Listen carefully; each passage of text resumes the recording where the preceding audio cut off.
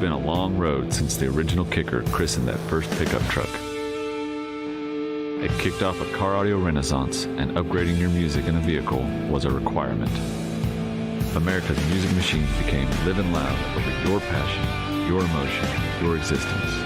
Outdoors or on the open road, your sound is Kicker.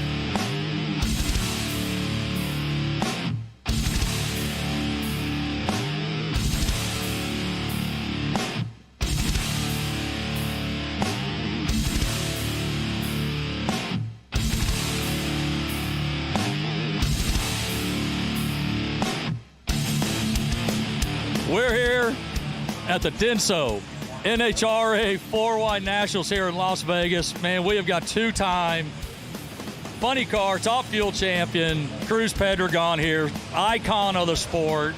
Dude, we just so appreciate you taking the time. But I got to ask you, so we know in 1986, you were driving go-karts, and a year later, you're in a dragster.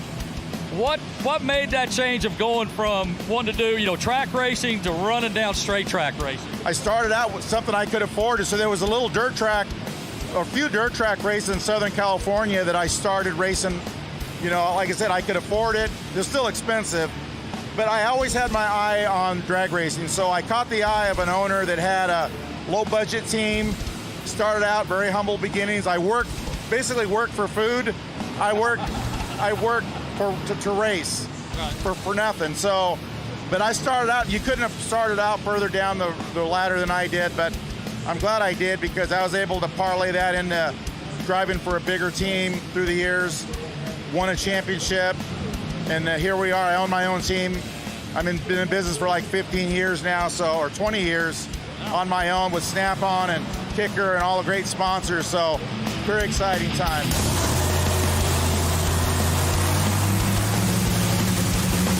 Cruz, we know you're super passionate about what you do. We're curious, what drives you, what refuels you off the track when you're at home? Well, I have a daughter now, so it's I just love my daughter. She's going on 8 years old, so priorities change a little bit, but I've always had this passion for racing, so much so that that's all I would do morning, noon, and night. I would think about it when I got up. I go to bed at night. Racing was my entire life, and it still is, but I share a little bit of that during the off time with my daughter Raya and my girlfriend Melissa. So, it's one of those things where the desire to perform at this level and to do it, I feel like I have my best years ahead of me. I have so much more experience than I did when I started out that I want to put that to good use. So here we are. That's awesome. Well, man, I tell you, Kicker is super proud to be associated with you. We're blessed to be part of the team and helping out. And hey, now that we've got this killer PA system back here jamming the pits, what's that mean for you and your team and your guests and everybody in your organization? Well, having a brand like Kicker, number one, is an honor for us, really. I know it's a brand that goes way back. Heck, we've all heard of them. So for them to be, you guys support us like you do is really an honor for us. but we want to do our part on the racetrack and you know, and put your guys' name out there. But as far as what you guys just created for us was really cool. I didn't have any idea the quality of sound with all the noise, all the race cars starting, all the voices and all the generators running, that we could still hear loud and clear the PA system. So thanks to Kicker, great product, you know, and we have a lot of Snap-on guests that are invited to come out here as part of the customer service to say thank you to the Snap-on customers for buying the tools. So it's a great opportunity for us to speak to them but not have to yell. So they appreciate it. Like I say, the brand speaks for itself. It's quality. So you know, we're tickled to have them. Well, thank you so much, man. Look, look, after 32 some years of blasting down the track, pulling 4Gs, what keeps you pushing to do this, man? You know, it's amazing because you never get used to these cars. Like, my eyes still burn like everybody else. They're still loud, but they accelerate. Every run is like a new run. You never know what they're going to do, but I feel like I have a little bit less stress because I kind of know what the car is supposed to do and what it feels like to make a good run. So, like I said, as a driver, yeah, I've got a few miles on me, but I think in this sport, you can still be a little older and still be able to perform at a high level. So that's what I look at as you know, I don't feel like I'm a deficient guy in this driver's seat. If anything, I hope I can bring something to it. But the day's going to come, hey, I'm an owner and I have a fast car. The day's going to come where, hey, I'm going to want to look at a younger driver and somebody, you know, to replace me so I can maintain ownership and maybe tune that guy into a championship or gal, whoever. So, but it's a business. I look at it as a business. It has to make sense down the road, but I'm not looking, I'd say another 4 or 5 years in this seat, I'm good. Hey, I know you're running tight on time. You got a last qualifying run. Again, we're blessed to be with you. Thank you so much for your time. Thank you. We love you, brother. Appreciate you guys. Thank you. See you.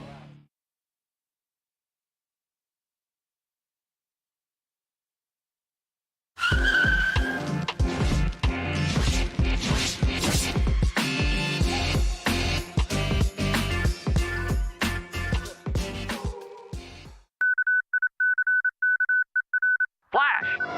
This just in. Extra low frequencies detected emanating from the heavens. Saucer-shaped objects confirmed all over the world. Unidentified flying K saucer spotted delivering Kicker's amazing new Comp Q subwoofer. Built for precision, built for abuse, built for the future and benefit of mankind. Kicker's new Comp Q woofer leaves audiences astounded and amazed as it reveals subtleties in their favorite music in a way that is sure to make women blush and grown men cry. The surround features Kicker's variable cross-section high-roll design, allowing extended cone travel and excellent cone control. It's firmly attached to the cone, reinforced with our iconic stitching. Betsy Ross would be so proud. The injection-molded solo cone and laser X cone brace combined in a single ultra-rigid unit. Venting in the brace relieves performance-robbing back pressure. All this adds up to very low distortion and amazingly clean low bass. The progressive roll blue lace spider adds even more cone control at maximum excursion. The woven tinsel leads are sandwiched between the spider and the lace for durability and long life and to prosper. The spring terminal's heavy-duty square design accepts wires as big as 8-gauge or two 12-gauge wires for multi-sub installations. The high-temp voice coil is rumored to be spun upon the looms of the gods of polyamide fiberglass, along with a reinforced former for high strength and power handling. Now, add colossal magnets, plus a cavernous bump back plate, an extended pole piece created in a single forging, the likes that haven't been seen since the creation of Poseidon's trident. And the result is a driver with superior control and effective heat dissipation that extreme performance demands. The all-new Kicker Comp Q is designed from the ground up to deliver everything you demand from a premium subwoofer. High output, deep, powerful, accurate bass, remarkably small enclosure requirements, stunning good looks, and not to mention the ability to frighten small children when turned up to 11. So there you have it. The all-new Kicker Comp Q subwoofer. Another zenith of innovation and epic majesty from Kicker.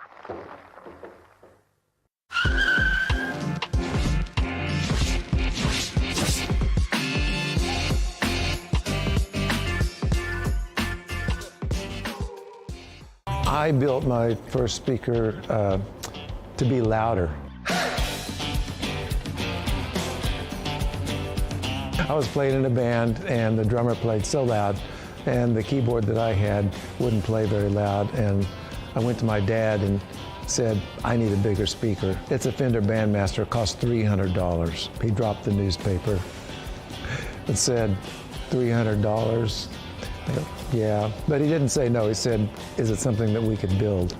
And so that's how I got started building speakers. The thing that I love to see is a product that we made and get to stand back kind of anonymously and watch somebody take a look at it, listen to it, and go, wow. I think that's what really lights my fires, to make products that people enjoy and have fun with. As time went on, I heard people say, you know, Kicker's like a family. I actually didn't set out to do that. I thought it sounded kind of hokey. I thought they were insincere and just saying that. After a few years, I realized, yeah, maybe that's what we've got. And that's the key, is the good people on your team in the band that makes the band really great. Well, I think Kicker is primarily a lifestyle company. That's a little backwards of where I started. I thought we were a technology company and we would make great products, but as time went on, realized that it's about people and helping people to enjoy their life and what they do. And that's what I do, too. So share the love a little bit, I guess.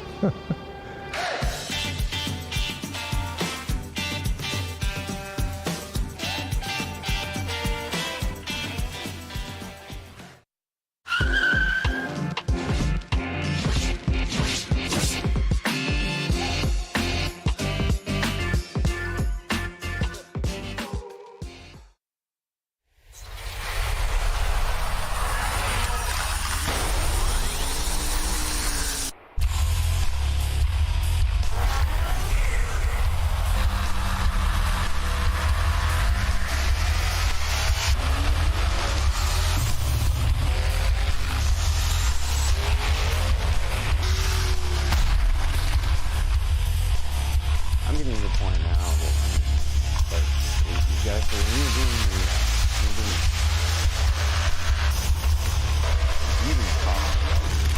Hey, 1, 2, 3, 3, 2, 1. Yes, 1, 2, 3, mic check. Thank you, sir.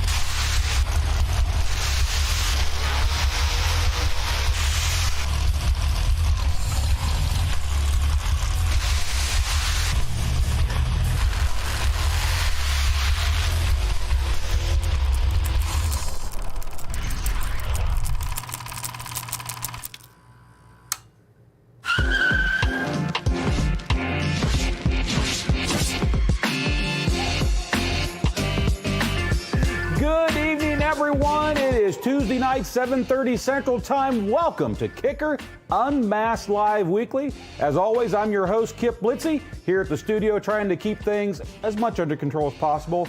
Tonight, there's no hiding it. Everybody knows he's in the studio. We're not even going to bring him in after the introduction and the housekeeping. Man with the plan, the guy who never sleeps, Wire tie companies are making millions because of his promotional tools. This is the one and the only Dean. Wow, it's a lot louder here. Oh my gosh. You know, we can't hide it. He's here on the camera. Yeah, Dean is our special guest for tonight. You know, we got a little backstory to that. We'll get into that with him here in just a minute. But Dean is in the studio. It's kind of an open mic night. We're going to go with it. We got some ideas we're going to throw around. We're going to talk about a few products. I do have something set up here in the demo studio I want to talk about, and it actually hinges into a live video that Dean did from the Kicker truck as he was coming to Stillwater, Oklahoma. You may not know what it is. I don't have a clue. No clue, but actually, guys, I watch his feed just as much as you guys do, and that's why this demo that's set up is because he actually did some question answering while he was on the road, and I thought, hey, what better time? Many hours. Couple hours. I mean, it takes you 24 hours just to get out of Florida. Yeah. It's a long state. Dude, from Florida to we did like the first 3 hours. We lived the first 3 hours. It was ridiculous. It's, you know, I'm not in the cool part of Florida that Dean is from, but as a kid, between the ages of about 9 and 12, I lived in Ocala, We're in a Florida. very cool area right now. I'm from the warm part of Florida. By cool, I mean the place where people want to be. If I'd have known I needed my 5-star jacket, I would have brought it. Holy God. Dean did find out that I grew up in a much more northern climate, and I like the studio to be chilled. I mean, I'm from Michigan, but Jesus, man. I do like a cooler temperature. I will admit that. So if you're new to the show tonight, besides the fact we have Dean from 5-Star on here, he does like 72 different shows. This guy is one of the most, if not the most active guys in the 12-volt community putting out videos. We'll get into that. We're blessed to have him here on the show. Thank you. He actually did us a favor by bringing a Kicker demo vehicle that was in the Florida area.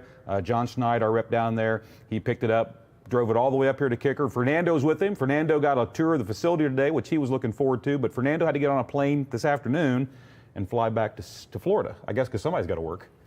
I mean, according to Joe, he's the only one who works anyway, so. Yeah. So we had Dean and Fernando in here this morning. Fernando, he had to leave. We will definitely look forward to a chance to get Fernando back in here on a live studio sometime in the future. Yeah. Great guy. He was wearing a shirt that I don't even know if I want to talk about the shirt yet, but I got to have one. You can go to dnfswag.com. DNF Swag? Yeah, yeah. Well, we're going to bring that up.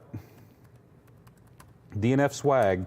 Let's see that. So that's what it always does. Oh, you forgot the D. Oh, yeah, I misspelled it. That's okay. DNF Swag. All right, never mind. We'll find it. It's on Teespring. Boom, boom, boom. Here it comes. There it is. Here it is. Perfect. Here it is. Here it is. Okay, so where is it? Scroll down. Okay. Keep going. Keep going. Give it a second. Let it refresh. It's coming. Yeah, we got a lot of them. Man, you got a ton of shirts. Yeah. We're like you guys, but we have one person doing it. Okay, here it is. You have one person. All right, this shirt right here. Hey, Ernie? It's up. It is up? Oh, okay. All right. Fernando was wearing this shirt this morning when I met him, and I love this shirt. Matter of fact, I met Fernando, and I was so enamored with meeting Fernando, I didn't really see the shirt. And then when I looked back a second time, I saw the shirt. I was like, well, this is cool meeting Fernando, but that shirt's funny as all get out. Yeah, don't order one. I'll send you one. Don't worry about it. That is awesome. So, yeah, that's a new shirt that's up at, obviously here, DNF It's not Swag. new. It's been there for a while. Oh, it is? Oh, yeah. No. Yeah. New to me. It's like, you know, if you haven't seen it, it's new to you. Oh, no. Yeah. So, Ernie, I'm going to go back. Go ahead and click back to the thing. Okay. Thank you, sir. We're going to keep... I do a pretty good job keeping Ernie confused on most nights. I'm sure tonight is going to be extra spectacular because we got Dean on board, and you talk about two guys, and there he goes. He's doing the red light tango. I see him doing it already. You done? So real quick, if you're new to the show, we have a habit of doing a giveaway every Tuesday night here on the show. Can I say hi to Lori real quick? Say whatever you want to say. Hi, Lori. I left you something on your desk.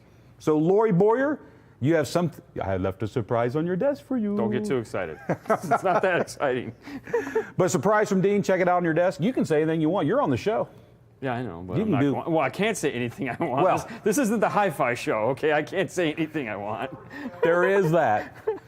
But if you're new to the show, we do a drawing every Tuesday night. We start the contest. We kick it off right at 7:15. It actually scrolls across the bottom of the screen while we're doing the pre-roll. And if you are not familiar with that, you can go enter. You have up until 8:30 Central Time to go enter that contest. We run it up to 8:30. We cut it off, and then we pull 3 lucky winners. We announce those winners right on the show, usually right about 8:45. The link to that is kicker.com/UM Weekly. And Ernie, if you'll bring up my laptop as an asset, I'm actually going to show them that real quick. So if you're new to the show, this is new to you. If not, this is old hat. But go to kicker.com, Weekly.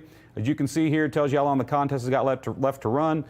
Shows you what we're giving away as far as prizes. We might add to those prizes a little bit tonight. I think I've talked Dean into a couple things. Oh, yeah, you twisted my arm. I twisted his arm hard on that. It still hurts. Oh, God. That's the drawing for tonight. But also, I do not want you to forget that we're currently in the middle of the Master Tech Expo giveaway that we're doing in conjunction. This is going to be awesome. This is huge. You know, Brian Schmidt, he ponied up and he actually provided a seat to this I don't want to call it a contest. The contest is for a seat to this training. And so can I give some backstory on that? I know he's been on the show. No, go. So we're obviously a partner of Mobile Solutions. We make the wire ruler. And when he decided to do this, of course, he reached out to all his, contributors, and we, of course, got the phone call.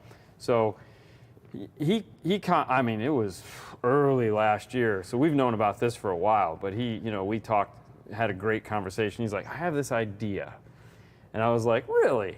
And he spelled this whole thing out for me, and I was like, it's one of those things where you're like, okay, like there's too good to be true, and there's reality. And it was like, if you can manage to pull this off, it's almost too good to be true. It's almost too good to be true. Because let's be honest, we've all been like really disappointed for like the last 2 years. And he starts telling me this, and I'm like, come on, man, I'm tired of being disappointed. But it's like everything he said has happened, and it's like this thing is going to be incredible. Anybody that can go to this, they're going to just have the best time ever. I assume you're going to be there. Right now, we're scheduled to be there. Okay. So we don't know, what we're doing, but we're scheduled to be there. You're scheduled to be there. Fernando and I will both be there. So as you know, we had Brian on a couple episodes back. It was actually while I was on vacation. So we had John and Ken, or it was Aaron and John. I can't remember which two guys were hosting that Tuesday night show. But we had them on, but we're doing this with him. We kicked off that contest. This is one of those ones we run for 4 to 6 weeks. We're going to wrap this one up October 4th. You've got until midnight, October 4th, to enter this one. Then we end it. We'll announce the winner on the Tuesday show, October 5th. Brian will be joining us for that show. Oh, nice. But besides the seat to the training, which in and of its own is a huge, huge giveaway, Kickers decided to pony up, courtesy of our boss, Kevin Campbell, and of course, Steve Irving, the guys who let us do these crazy things. We're providing a plane ticket, round-trip plane ticket for one, to and from. We're providing your hotel room while you're there, and we're going to give you $350 cash to feed yourself or where did you come up with $350? We got a budget. After we take things in and out of the budget, that's what was left out of the budget. Like, we're going to do you $322 and 18 cents. Yes. That's what I got. It was actually probably was $322.18. We just rounded it up. But it's somebody everything. ponied up a 20. It's all about budgets, and so that's after we take the hotel room and. It's going to be like this all night, let me get folks. the stack of ones out of the back, and then here's some quarters. So this is going to be a fantastic. If you haven't entered, please enter. You got until October 4th at midnight. Tell your friends. Everybody join this. This is the Master Tech Expo and Kicker giveaway. Huge contest. Shout out to Brian Schmidt at Mobile Solutions. Thank you for joining us on this. This is going to be a good time. Wow, 6,300 entries. Yeah, 63,000. Yeah, that's what I meant. Sorry. So far, 63,530 entries. You can buy a ticket for it, too, if you decide you really want to go. Because, whether you're a professional or not, this is going to be, it's going to be insane. It's huge. Now, real quick, if you've still got my laptop up, which I hope you do. By the way, Roger Lockridge broke his coffee mug. Roger, we need to talk about that. So let me go back here. This is obviously my personal Facebook page. I've got up here real quick. But if you're interested in knowing what events Kicker is going to be at in the coming days, and understand, especially in today's climate of what's going on with COVID, everything is subject to change. So always keep your eye tuned out. Go to the Kicker page. There's an events tab over on the left-hand side. When you click that, it'll bring you down here to all the events. Obviously, tonight's Dean in the studio. That's going on right now. Woo. September 17th through the 19th, that will be the Sand Sports Super Show out in Costa Mesa, California. Jeremy Wynn and the XRV is scheduled to be out there, along with a host of other Kicker personnel. And then following that up, and hopefully nothing kicks this off. Like I said, everything's got to be flexible right now, folks. But we are on track to host the Fall 2021 OSS Old School Stereo Meet right here at the Kicker headquarters. That'll be Saturday, October 16th. Looking forward to that. So far, it's still on, but if it changes, we'll let you know. Finally, we are the title sponsor for the showdown at the Great Las Vegas Taco Festival. Our good friend Steve Barber from Shartin' on 'em. That's a show he's putting on there. It's music. It's a taco festival. It's been going on forever. It's a huge car show. This is the week after SEMA. It's the weekend right at. It's like SEMA and then the weekend. Oh. So as soon as you walk out of SEMA on Friday, this kicks off on Saturday. So extend your stay. I can't. I Okay. want, but yeah, tacos. You kidding me? That's, well, you know, crazy. I want to be there for that too. Yeah. So the Great Showdown, we're actually going to have Steve on a show later this month to talk some more about that and have the promoter for the Taco Festival join us as well. That's going to be a good time. So, Okay, you keep saying tacos. I might have to extend my stay. don't worry. As you learned from Robert, you know we do fourth meal around here. So Yeah. you don't have to worry. Well, I'm just thinking Fernando's going to be like coming on a month, or he's going to be like, Taco Festival? How are we not staying for a taco festival? Fernando, get in it. Tell him you got to figure out a way to stay for the Taco Festival. Oh my God. And then last but not least, and of course it's been pushed to this date. It was supposed to be here at the end of August, but it's the Knowledge Fest in Dallas is now scheduled for December 10th to the 12th. It is on our schedule of events to attend. Hopefully that does kick off.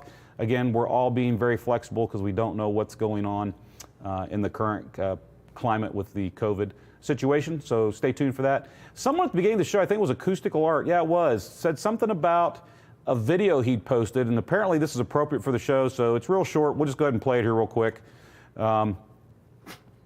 Apparently, Rigged? it's rigged, is rigged. apparently what it is. So this is the tribute to the Kicker UnMasked show, because obviously 25 Hertz to Life and Deviant, and a few other people like to talk about the show being rigged, which it is rigged, folks. The show is rigged. We only let certain people not win, and you know who those people are. So, Ernie, come on back. I'm going to go back to the StreamYard feed. Bring us back to camera either 1 or 2, your choice, whatever you like to do. So that right there kind of takes care of that, takes care of the contest, takes care of events. We did have dinner tonight. A big shout out and thank you to Mr. Irby and the entire management staff for letting us stuff our faces full here in the studio. We took Dean out to lunch today, and we had Da Vinci's Italian, which was, I love that place. Your 0 to 10, what was it? Well, I had chicken and asparagus, so it was pretty awesome. But I know tonight at like 3 o'clock in the morning, I'll be like, oh, what the heck was that? That's the asparagus? Yeah, and I'll be like, oh, I had asparagus for lunch. I'm good. I'm okay. The asparagus will be creeping in. So we had lunch at Da Vinci's today, but then tonight we brought in, there's a local barbecue place here called Cherokee Strip, and they do a fantastic job smoking meats. The bread was wonderful. Right, Ernie? The bread for dinner or the bread for lunch, Ernie, which? Ba-boom, ba-boom. Ernie's got this thing, he can only have one piece of bread, but you know, one piece of bread. No, you had it right, piece. One piece? Prius. One Prius. One Prius. So I'm just looking through the comment feed here, see the things pop up. Sandy, if you got oh, by the way, speaking of Sandy, tonight in the studio, we've got Bill Frog back there. Of course, he's taking care of social like he always does. We have Sandy filling the shoes of JW because he is still out of the office. He did a couple of back-to-back events, so he's taking the night off to enjoy his family tonight. And of course, Ernie, back there in the corner as always. So that's who's running everything back there. And tonight, cameras, Tim is still out tonight. He's not feeling well. He's got a little frog in his throat. I think him and Bill Frog, you know, they need to have a conversation. His frog's got on the loose. So Tim's out of the studio tonight, so it's just the 3-camera setup already set up. So we can't do as much good camera work as we normally do tonight, but we apologize for that. Ernie will definitely make fun of us as he moves the red light around trying to keep us on our toes. I was just trying to figure out, I'm like, was that one on? Oh, it's all the time. He'll Yeah, go here, and then he'll go there. I'm jealous. I want 3 cameras, man. Did he show you the new gear? No. He told me about it. Oh, dude. He showed you all that. There's actually an upgrade. Oh, yeah, I know. And we're getting ready to do an upgrade. Yeah. So he'll have more cameras. Send me the old stuff. Because, well, here, truth be told, I'm going to blame you for this. I know. The reason we got the new switcher is because we're going to add another camera. Because what we want to do is we want to do an overhead. Top down? Yes. Yeah. Ooh, for the stuff we're doing here. So we're going to do a top-down camera setup here. So then we're doing demos on the table. We can get an overhead shot. You're going to do a rig and probably out of frame? Yeah. Probably. Yeah. Well, I don't know. I figured. I used to watch Casey Neistat, and that's who I stole it from. Oh, really? Yeah. So so I was like, and then the whole handsy talkie thing. There's a guy called he does headphone reviews, Zeos. He reviews headphones because I'm a headphone guy, and he just literally puts a GoPro right here, and the only thing you see is his computer, the headphones, and that. And I was like, that gets to the point. And so you're in the product at that point. Yeah, you're in the product at that point, and so when you're filming an unboxing, it's like we used to do 2-camera where we'd cut back to us and talk, and then we'd cut back to the product, and it was like, we really don't need our talking part, because let's shorten it up and get to the point, and then if we do need to talk, we can talk while the product's still in the shot. So, yeah, I mean, you see what works and you just move on. Well, obviously you took that idea, you've taken it and grown with it, because when you do the overhead shots where you're doing your wiring and all the things you're doing, I think they're very informational, because you get a very, don't mean the bird's eye view. Yeah. You get a great bird's eye view of what you're doing, and you can talk your way through it. So the trick is show what's going on. The monitor's right here, and you're doing this. Oh, so you're watching. So you're watching what you're doing. So you're not doing this. You're kind of doing this to make sure that you're in frame, your hands are where they need to be, and that the shot. So you have to learn to kind of, like operate almost. You know how you see the doctors where they're like this? That would almost, sounds like it's more difficult than it. You get used to it real quick. I mean, because that'd be. And the mic is right there too. Oh, great. It'd be a new opportunity for Ernie to make fun of me. That would be just fantastic. Keep it wide as the table, and you never have to worry about it being out of frame.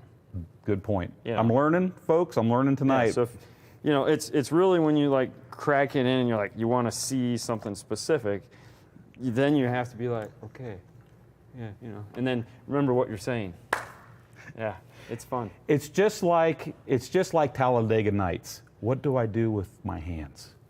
I don't know what to do with these. You win. I win. You win. You can be first. I was high when I said that. They're second, third, fourth. No. You can be fifth. First place loser, second place, all the time. I'll take it. So yeah, there's some great things going on there. That's the contest there tonight, folks. Remember tonight's contest. You got until 8:30 to enter that. And then last but not least, if you can do us a favor, you don't have to do it right this second, but on your way out the door tonight, if you're enjoying the content we put on here on Kicker UnMasked Live Weekly, if you can just do us a little solid favor, just smash that thumbs up button on your way out the door. It lets us know that what we're doing is content you enjoy, that you like the feed in this show, and then please subscribe. Now, we did tease a few shows back that when we hit 20,000 subscribers, we were going to do some kind of a special contest. Really? Yeah, we are. The thing is, we're running the pardon me. the Tech or the Expo contest right now, so we can't run another big contest in conjunction. But when that one gets cleared out, which will be October 5th. Like when stuff stacks on top of another, and you're like, I want to do this, but we can't because we have to do this. So we're having to wait. So we have not forgot. We have hit 20,000 plus subscribers. We thank all of you guys for tuning in and doing that for us. But we are going to put together some kind of a contest. We may actually pick Dean's brain a little bit tonight, because we want to come up with something really unique. And I could see how we could get Dean involved in this.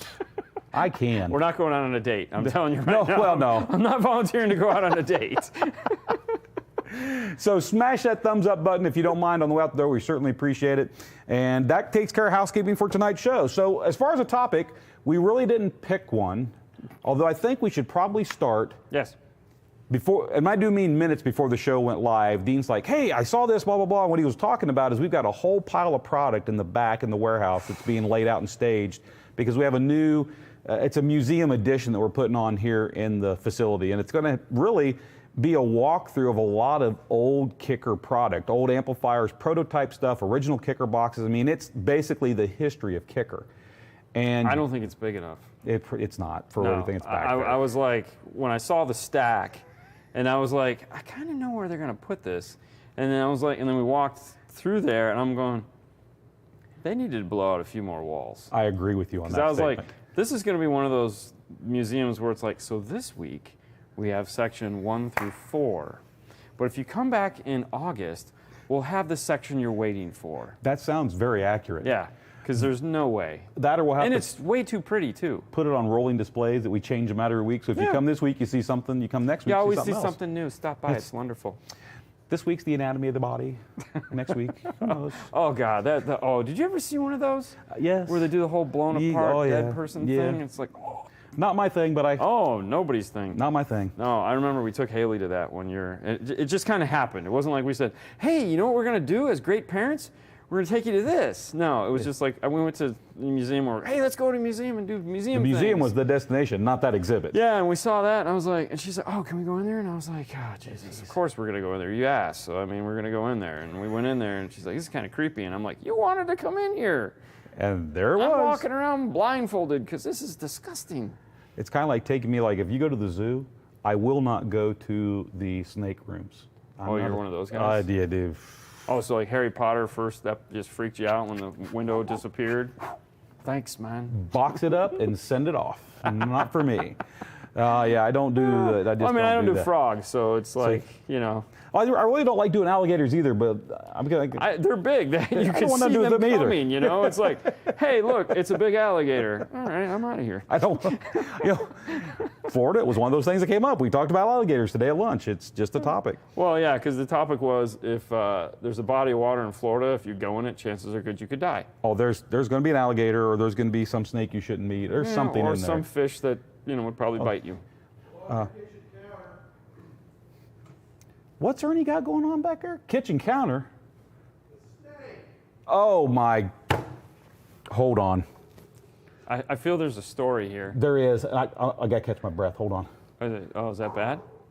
Okay, so Ernie proceeds to come in 2 weeks ago and tell us the story about how he left the studio, goes home, gets home at night, walks in and flips on the light, there's a snake. And there's a 4-foot snake on his kitchen counter. On his kitchen counter. So basically what you're saying, you needed to call an exterminator because it's a bug problem. Well, there's obviously 2 ways you can handle the situation. My way would have been to simply throw some gasoline on the problem, light a match, walk away, wait about 90 minutes, and then call the fire department. Because you want to make sure the entire problem's gone before you call authorities. Yeah. That's how I would handle that situation, because I'm not living in that house again. I'm done. Okay. I'm done. Ernie, on the other hand, of course, he goes out and he starts manufacturing some, I'm going to go get me a noose and go catch me a snake. Go get that thing. So he's out in his shop and he made, what'd you call it, Ernie? A hoonis. A hoonis. Okay. I'm not a snake guy. I don't even care what it's called. But Ernie proceeded to have to go catch a 4-foot snake that's in. How do you get a 4-foot snake in your house? They're skinny. He's got a hole somewhere. I don't even. So yeah, when Ernie's telling me the story, because Ernie's telling me the story, I'm getting the creepy calls. Oh, it's just creeping you out? I can't. Yeah. And to tie into that story, my wife knows how afraid of snakes I am. I don't do snakes. We know we're getting Kip for Christmas, guys. I'm not a snake guy. I don't. Send them care of Kip Lindsay to P.O. Box. Yeah. When I finally got used to it that I could do it, you guys have a laugh on me. The shop I worked at, one of the first shops I worked at, the security line that we sold installed was Viper. Viper. Yeah. So at first it took. I'm not kidding. No kidding. I would have to open up the box and turn it upside down and pull the top off and feel around for the sticker, the window decal, because it was that snake that was like, I'm going to get, and I'd have to take that thing and throw it in the trash can, and then I could. Okay. It took me a month or so. I finally got the point I could deal with it. We got a side jag here for a minute. Remember the commercial that they used to have for Viper, where they had the snake that would come out of the car tires and all that? Yes. So. Oh yes. This ain't a lie. This is the truth, and because these things can't be made up. Customer comes in and goes, "Hey man, I saw that Viper commercial you guys are running. I want to get that sensor." And I said, "What sensor?" "You know, the one with the snake." And I go, "Well, it's the Viper alarm, so what's sensor?" No, like how do they do that where the snake comes out from under, the side of the car? Is that like a hologram or something? And I'm like, and at that point, he's really being honest, and you're like, how do I answer this without being he's sold. Oh, he's sold. He wants that sensor. And I was like, so that's really not a thing? That's just an animation that they have for... Oh, really? You broke his heart. I totally broke his heart. But I'm like, when he left, I mean, he bought the alarm, naturally, but it was like when he left, I was like, you guys are not going to believe what just transpired here. That's a true story. So I got a thing for snakes. They're just not my critter. Ernie was filling in where the Croc Hunter left off. That's Wilson Audio Labs. That's about the truth there. That is 100% the truth where he filled in. So, that was our week. Anyhow. Well, the funny thing is like I don't like frogs. I hate frogs. But if you did anatomy physiology in high school, you had to dissect a frog. Yes. And of course, if a frog gets in the house, it's not like Sue or Haley are going to jump on the thing and take it out of the house because they're. Oh, Dean doesn't like frogs? I'll go get it, no problem. No, it's like, oh, get the frog, get the frog. I'm the one that's definitely afraid of this. I don't want anything to do with the frog. Tonight. And like when the hair on my legs touches the sheet, I'm thinking there's a frog. I'm like, I can't sleep tonight. Great. Oh, by all means, give me a cup. Let's go get the damn frog. Wade, you're probably right about that. And yeah, that'd be funny if you talk to Scott or you talk to Brian. They could probably tell you some interesting stories about Viper. But yeah, I Protected by Viper. Please stand back. Okay. Fernando had that in his car when he started working with us. He goes, "Hey man, check out my car. Protected by Viper. Please stand back." I go, and my immediate answer is, "Oh, you didn't get the Spanish one." You got the one that was system armed. You know you're protected by a 720T manufactured by Directed. At $199, it's a real cheap alarm. It won't cost your left or your right arm. Damn. Wow. There again, send your donations to the mental care for Kip to P.O. Box. There's no helping me. There's just no helping me.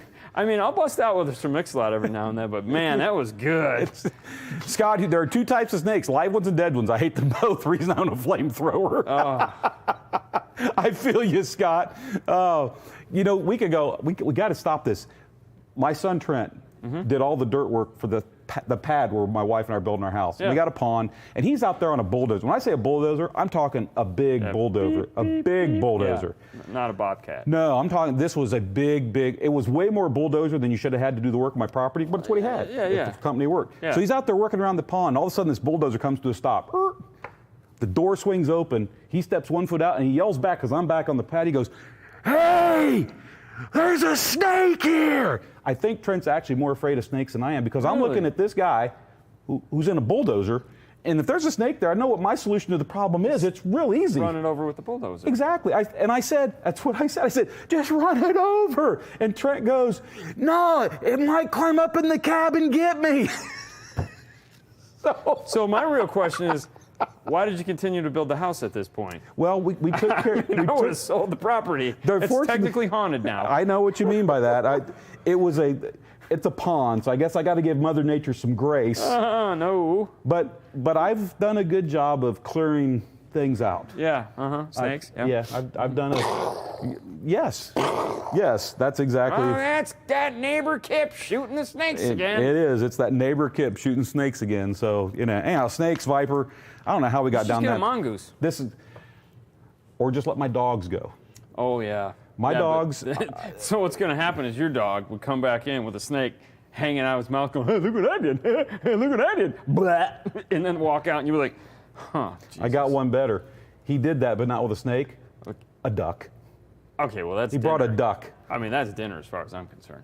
Fortunately, the duck lived because it was my next door neighbor's duck. Oh. It wasn't like it was just some free roaming duck. Okay. It was the neighbor's duck. It is Oklahoma. There is a chance. It is Oklahoma. There's a chance. But so anyhow, to get back on track, because we're going everywhere here tonight. But to get back on track, so we're going through this collection of material, and Dean actually stumbled across something that kind of it was reminiscent for you. Oh yeah. So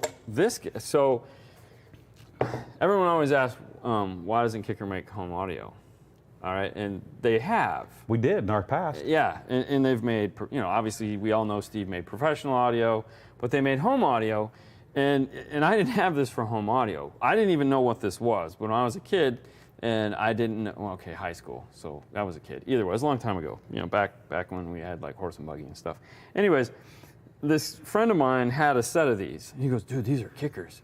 And I go, "What does that mean?" He goes, "Dude, these are kickers, bro." Probably didn't say bro because that word didn't exist either. "These are awesome speakers. You should have a set." And I go, "Well, I mean, they're kickers. Of course I need to have a set." They're kickers. You just told me. I've never seen these before. I didn't know what they were. I've never seen them since until we went out there today. And so I bought them, and I didn't even know what I bought. I was just like, yeah, kicker. Kicker means bass, so I'll buy these. So you just bought them, didn't even know? Didn't even know what they were. They had these two little screw holes on the side, so I attached them to the back side of my car, put them in, turned them on, and I was like, man, listen to these. I was so proud of these. I didn't even know what I had. Didn't even know what it was. I was like, I got kickers.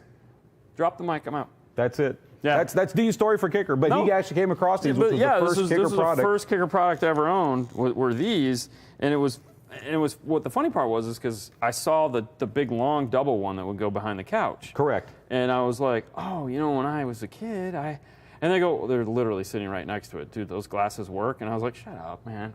And of course, I picked it up, and I was like, oh, man, that is so cool.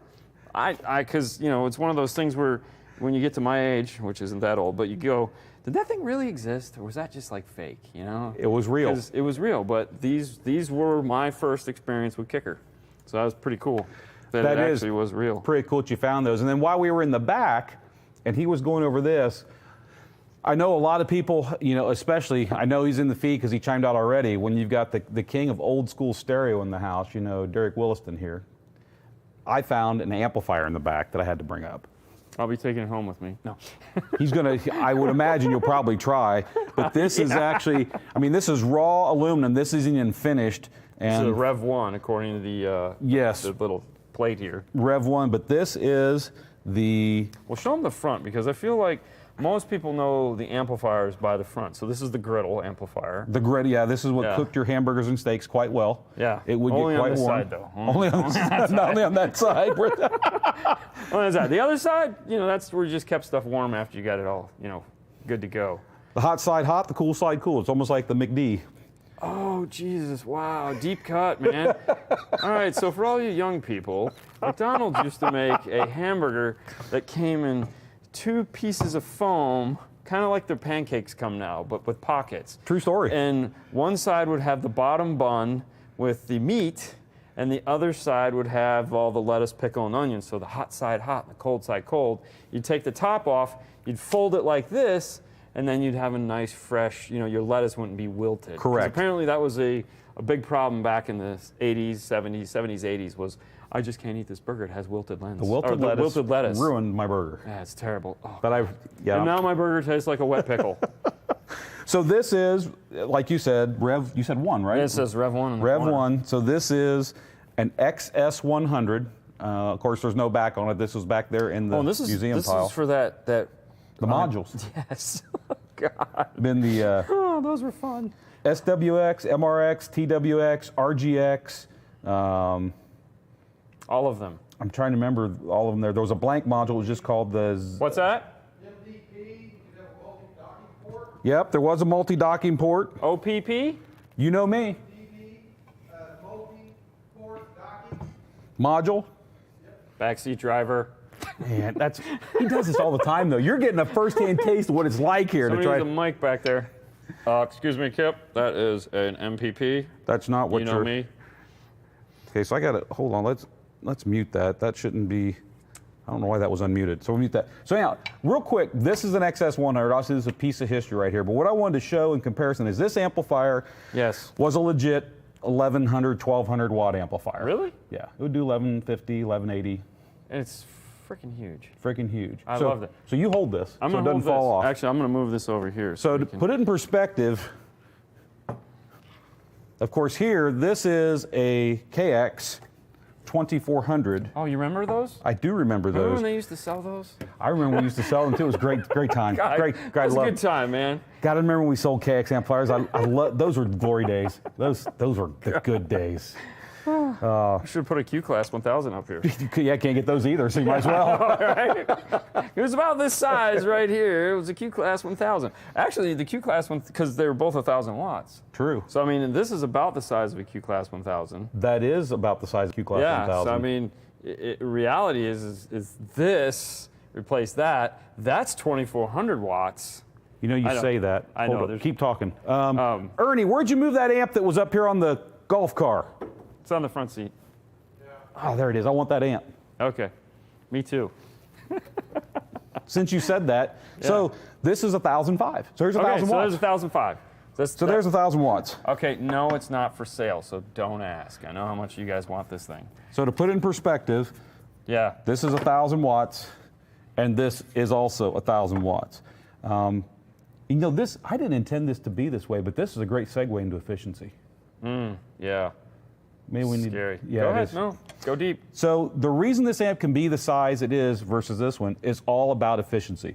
This amplifier on the bottom, at best, was probably running about 50% efficient. I mean, just At best. scale-wise, you can kind of see that. Yeah, it was way. This amplifier is not even as efficient. No, the I IQ. was gonna say, like, this amp is, by today's standards, no. No, this amp's 60, 65, somewhere in that range. Yeah, which So was it's- cool, but no. Which is way more efficient than 50 as Yeah. a max.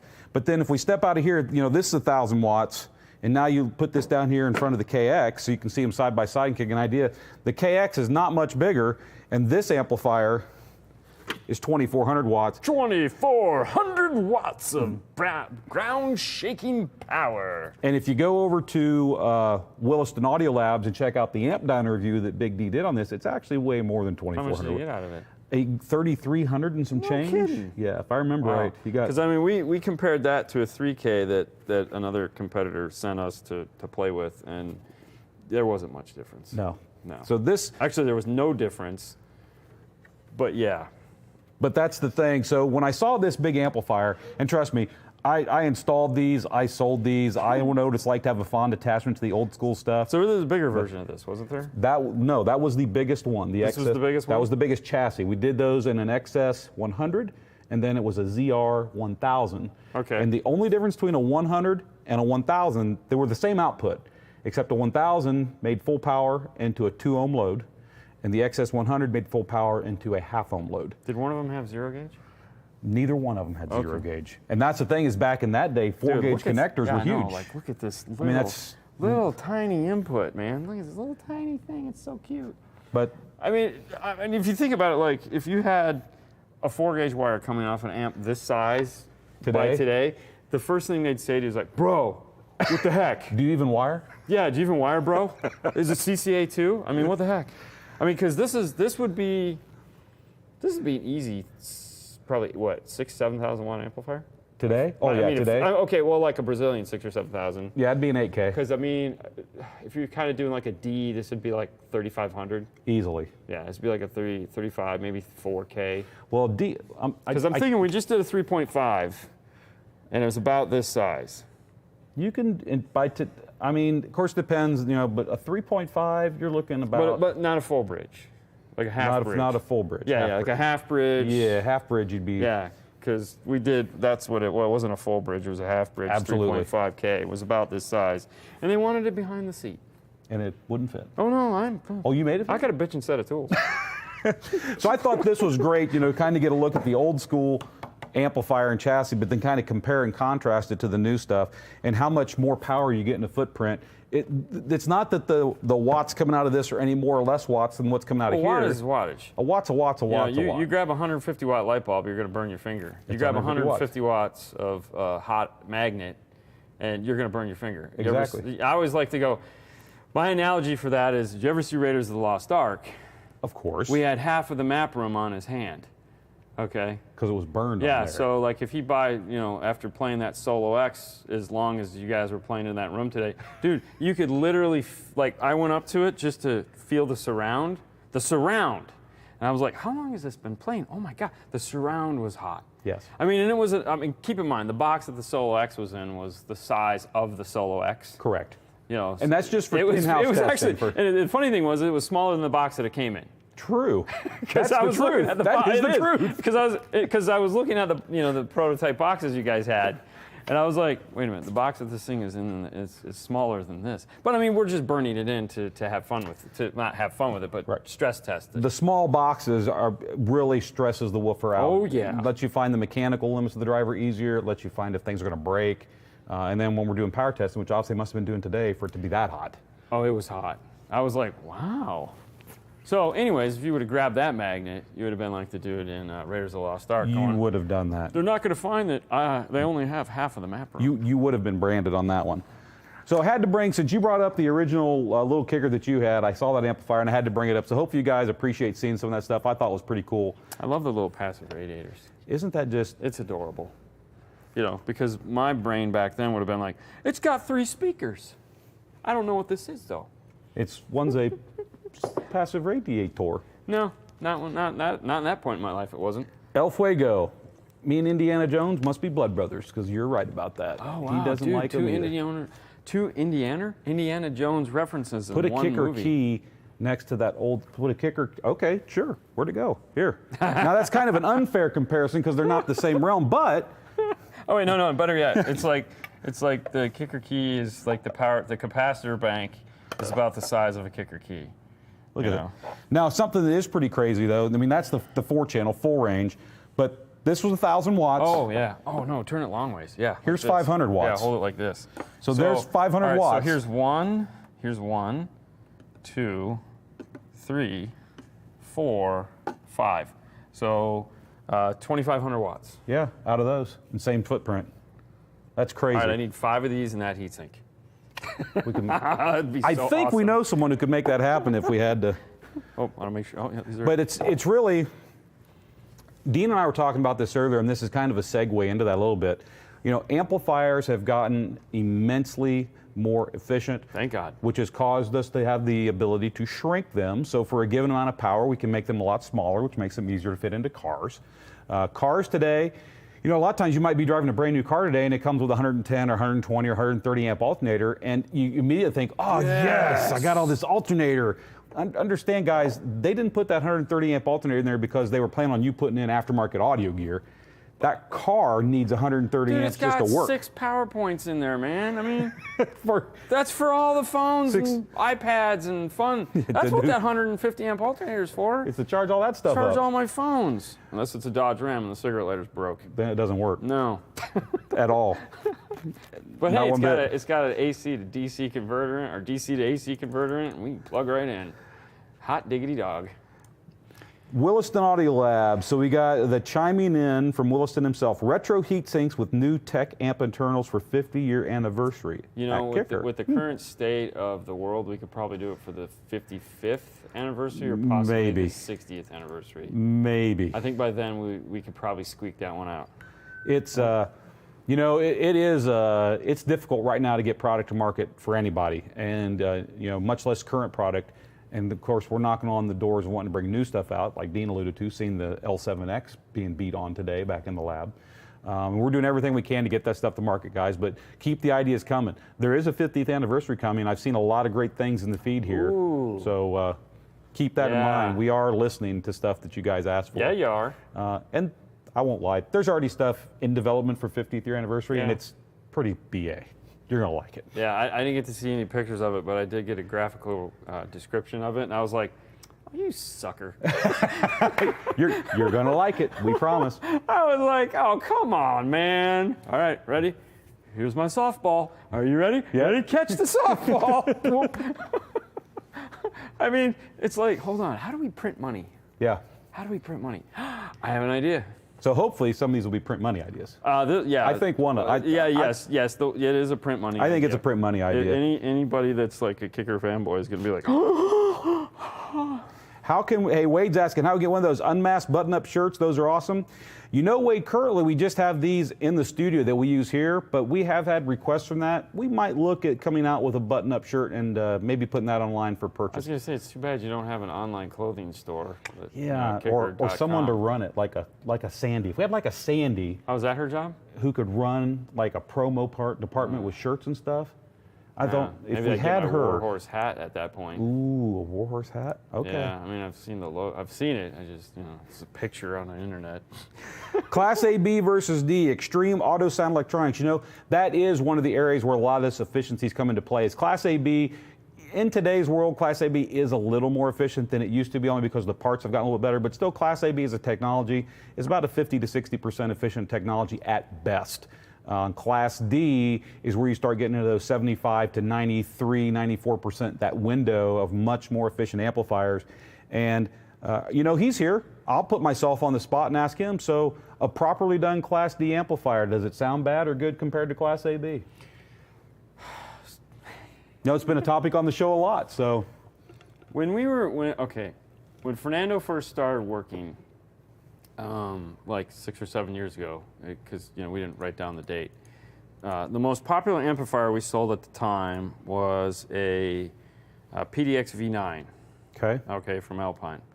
That was a Class D amplifier using somebody else's Class D technology that they were licensing.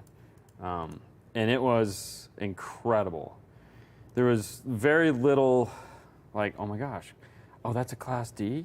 I mean, we won't even go into that. But anyway, we will. But no, I honestly don't think that 99.9% of the people out there could hear the difference between a Class D amplifier priced accordingly to its quality and a Class B AB amplifier that most people can afford to buy. There are some Class AB amplifiers out there that are exceptional, and the price reflects it. I agree. And most people are not buying those Class AB amplifiers. You know, if you're going to go buy a Voce 5.1K, you know, that's high biased A which is a high biased AB to create almost an A for channel 1 and 2, and then a AB for 3 and 4, and a D for 5. Okay, well, you're looking at a $1,000 amplifier. Yeah, a lot of people ain't buying that. Right. You know, so then you compare it to, let's say, half that price, Class D, which is about normal, like $500 for like a 5-channel, so like a Q class or something like that. The Q1005 was one of my personal favorites. No. And I've never had a customer sit there. I've never had anyone sit there, and now somebody will, go, oh man, after listening to the system, go, you know, I think I should have got an AB. It just doesn't happen. I mean, I feel it's one of the many things in car audio that just gets caught up in the minutia. The thing for me, and and obviously I'm looking at some of the comments, and it is definitely a subject that can be cracked open and it can be debated all day long. But was there a time when Class AB was vastly superior to any Class D design? And my answer to that is 100%. Well, yeah, because when Class D first came out, it was a sub-amp. It was, yeah, and there was a reason it was only sub-amp. Yeah, it couldn't. The parts couldn't switch fast enough, the filters, everything went along with it. But as we've progressed in technology, I think that... And to be honest with you, the funny part is, no one wanted to buy a Class D sub-amp back then. No, they did not. Like, I could not sell a Class D sub-amp. I didn't want one.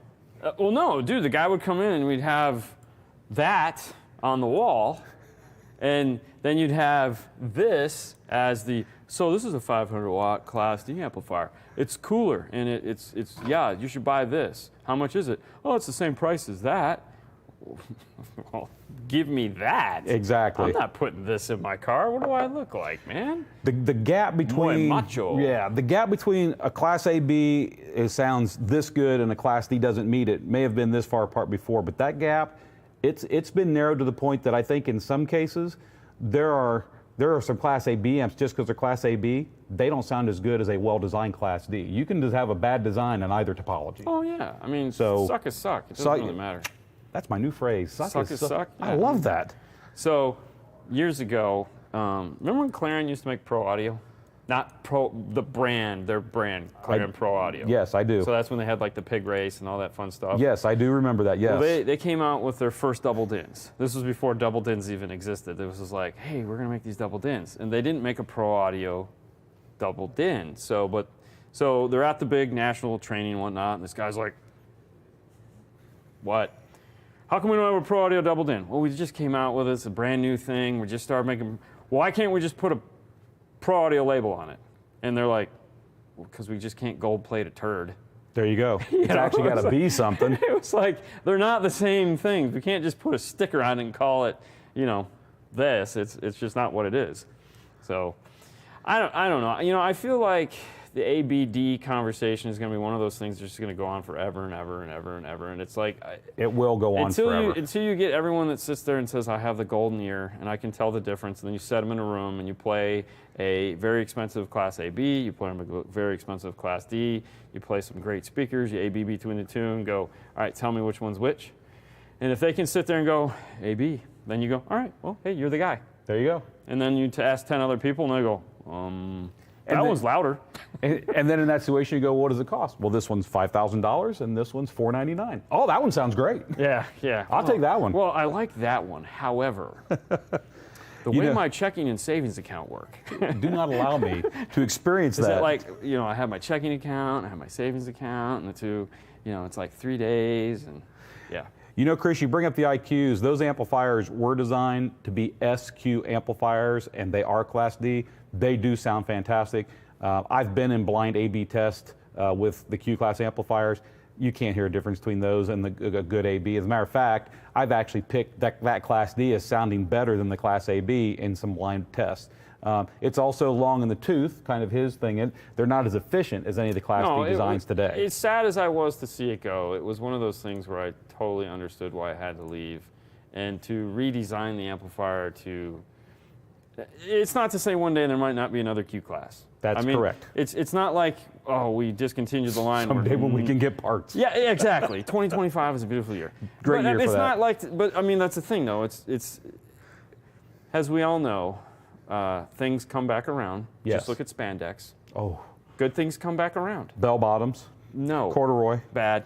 They all got their second chance. But then they went away. Yeah. Spandex, yoga pants, whatever have stayed. Anyways, my point is, it's not like Kicker has lost the name Q-Class. And it's not like you're not going to evolve other products in the Q-Class line. You listen to them, folks? If right now the L7 is where, it's like, oh, we're doing this, and we have the giant subwoofer here to your left, the Solo X. These are focus points. Correct. There's only so much time the large quantity of people here can spend on a product. Exactly. And so it's like, okay, right now we're focused on these things. All right, we'll get these done. And when these are done, this will be enough for you guys out there to just be like, have something on your plate to, but we both know that they're going to be like, all right, well, we saw this, what's next? Yeah, there's always next, and we're always working on it. Yeah, so I mean, right now, yes, there's no plans to do anything with the Q-Class, but who's to say, heck, for all we know, the Kicker Key could turn into the Q-Class at some point. And that's just strictly a guess. I got no inside info on that. I know You might be looking at the new Q. There's. Whoops. Maybe we shouldn't have talked about that. Okay, next. Saber Small, SMAW, says, in my JBL, there's a Class AB power, Class D because how's that work? Well, it's real easy. You can just put inside a chassis anything you want. So what there's power supply in there. One is powering up a Class D. That's going to be the subwoofer section, obviously. And if there's a Class AB section, it's always going to be your mid and high section. You can mix them up in a 4-channel or a 5-channel. Morel does that too. Oh, yeah. Morel, we were talking about that earlier. Yeah. It's not uncommon for that to happen. That's entirely possible. We just mentioned the Audison that does it. So True. Morel does it. And I know they're not the only one. So, I mean. Dean done it again. That was Dean's fault. I didn't do nothing. So, real quick, to go back to that efficiency thing, we kind of looked at the amplifiers and the chassis. Cars today are coming with larger alternators, which make people smile. But also understand the reason that car has a larger alternator is because that car is using a lot of electricity for all those computers and things that are in the car. All right, let's use the new Grand Cherokee as a testament to what the car manufacturers. Have you seen the pictures of that thing? Yes. Okay. Do you see how many monitors that thing has? Yes. Do you know how much power Yes. I mean, you go touch that little tiny monitor back there with the 2 screens on it that's been on for like 4 or 5 hours now, and it's like, God, wow, that's hot. Yes. All right, we have 20 monitors in a car. That thing is consuming serious power. Lots. Even though it's LED or OEL or whatever they got going on, it's consuming less than, let's say, a plasma.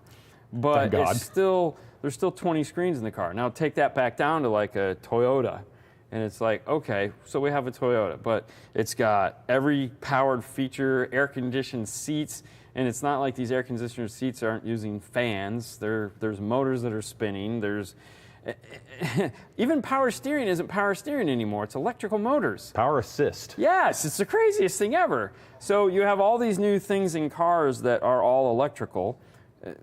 Maybe it doesn't even have a motor anymore. I'm sorry, it doesn't have an engine. It has a motor. Not an engine. So when you look at like a Q-Class, it's like those amplifiers were great and they were wonderful, but efficiency is kind of key. So we have to have amplifiers like this that put out, it's a 200 watts, 50 by 4, and I can put this in a car, and we all know, we've seen the video, when you put this in and you're like, really? Really? However, there's a secret to it. You have to pair it up with the right speakers. So if you're going to go grab this or anything like this, if you grab an 89 efficient speaker, an 89 dB efficient speaker. Not a good match. Not a good match. No. You're going to be like, I don't like it. But you grab something that has like what's the RS? Those like 93, 94. Yeah, which is perfect. So 1 watt, 1 meter, very efficient, very loud, very ready to go. So, like, as everybody knows, this is in Haley's car, and we have it on a set of KS speakers. And I sit in that car, and I'm like, wow, this is awesome. But, it's not taxing the system. The lights don't blink, and the air conditioner doesn't die down when the bass hits. I mean, we're always going to be building the big systems. There's no escaping that. No. There's always like, I want a better speaker. I want a bigger speaker. I need 120 watts. But Slacker, I knew it was going to be the Dean show tonight. I'm simply here to play with the computer while he talks. It's okay. I knew it when we went in. I mean, I can let him talk. You guys hear him every week. No, man, you're here, and I love having you on the show. And this is one of those shows where I know I'm going to try to keep it on course. We may run a little late tonight. Ernie will just have to wait for his trip to BW3s a few minutes. I can see it's going to happen. Which, speaking of running and time and everything, folks, if you're new to the feed, we do a contest every night. On Tuesday night. We ended at 8:30, so that means you got about 5 minutes to enter. It's kicker.com/UMWinkley. Bill will run the scroll the link at the bottom of the screen for us here and let you see that. If you're new to the channel or you're just tuning in, you want to enter the contest, go hit that link. You got about 5 minutes to do that. We draw the winners and announce them about 8:40, 8:50 after we end the drawing at 8:30. So go enter that. You got about 5 minutes. We just wanted to bring that up. And that leads to exactly what you just said, Dean, is that, you know, amplifiers like this work great when you're using efficient speakers. Amplifiers like this don't work great if you're using a speaker that's got 85 dB, 1 watt, 1 meter, 86 dB. Well, I mean, you probably wouldn't want to put that on a set of Q class. No, that's not where you'd want to go. You could probably put this on a set of Q coaxials, but not the components. It's funny you should bring that up. That brings me back to the road trip. Oh. So in the Dodge Ram that we had, it had, because I've not heard a lot of Q class because it's not on our radar. But the Ram had a set of Q class 6.5 coaxials and a set of Q class 6x9 coaxials in the door. And that was it, just those 4 speakers. Right. Which immediately I was like, who designed this? I mean, seriously? Come on, really? But they had 400 watts, the KX 402 on each set. Yes, sir. So there was 800 watts going to 4 speakers, which I was like, okay. I mean, I'll give you a pass of a little bit because, like, that's my kind of power on a set of speakers. But wow, they were freaking awesome. I'm going to be, and this is, you know, I can pick any speaker I want out of anything when we have them in stock. I can put anything I want in my own car. And I'm going to tell you what, the Q class coaxial products it's phenomenal. are some of the finest. I know they're Q class, and they're coaxial, but just get coax out of your mind. Those speakers sound amazing. Dave Gamini, who used to be in run our training department here, sometimes he tunes into the feed. He's actually lives in, does he live in Malaysia now? Thailand? Thailand. So Dave's in Thailand. So he's right around the corner. Yeah, he's right around the corner. But Dave will chime in and say, I mean, the first time he put a set of those 6x9s and 6.5s in some test boxes so we could go take to CES for training, and I got a chance to hear him, I was blown away by those coax speakers. Those Q-class coaxials are the real deal. Yeah, you could buy amp a key on a set of those and not be disappointed.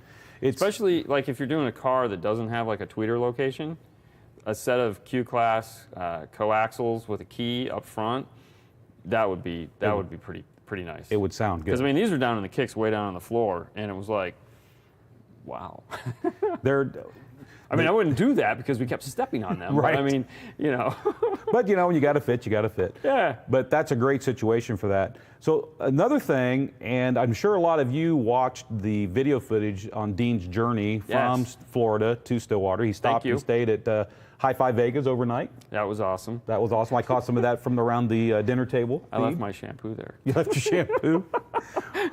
But one of the things that came up in the conversation the next day, and ironically, when Dean, if you watch any of the footage, when Dean was driving to Stillwater, he crossed over that big body of water that was, Ernie, what lake is that? That's not Keystone, is it?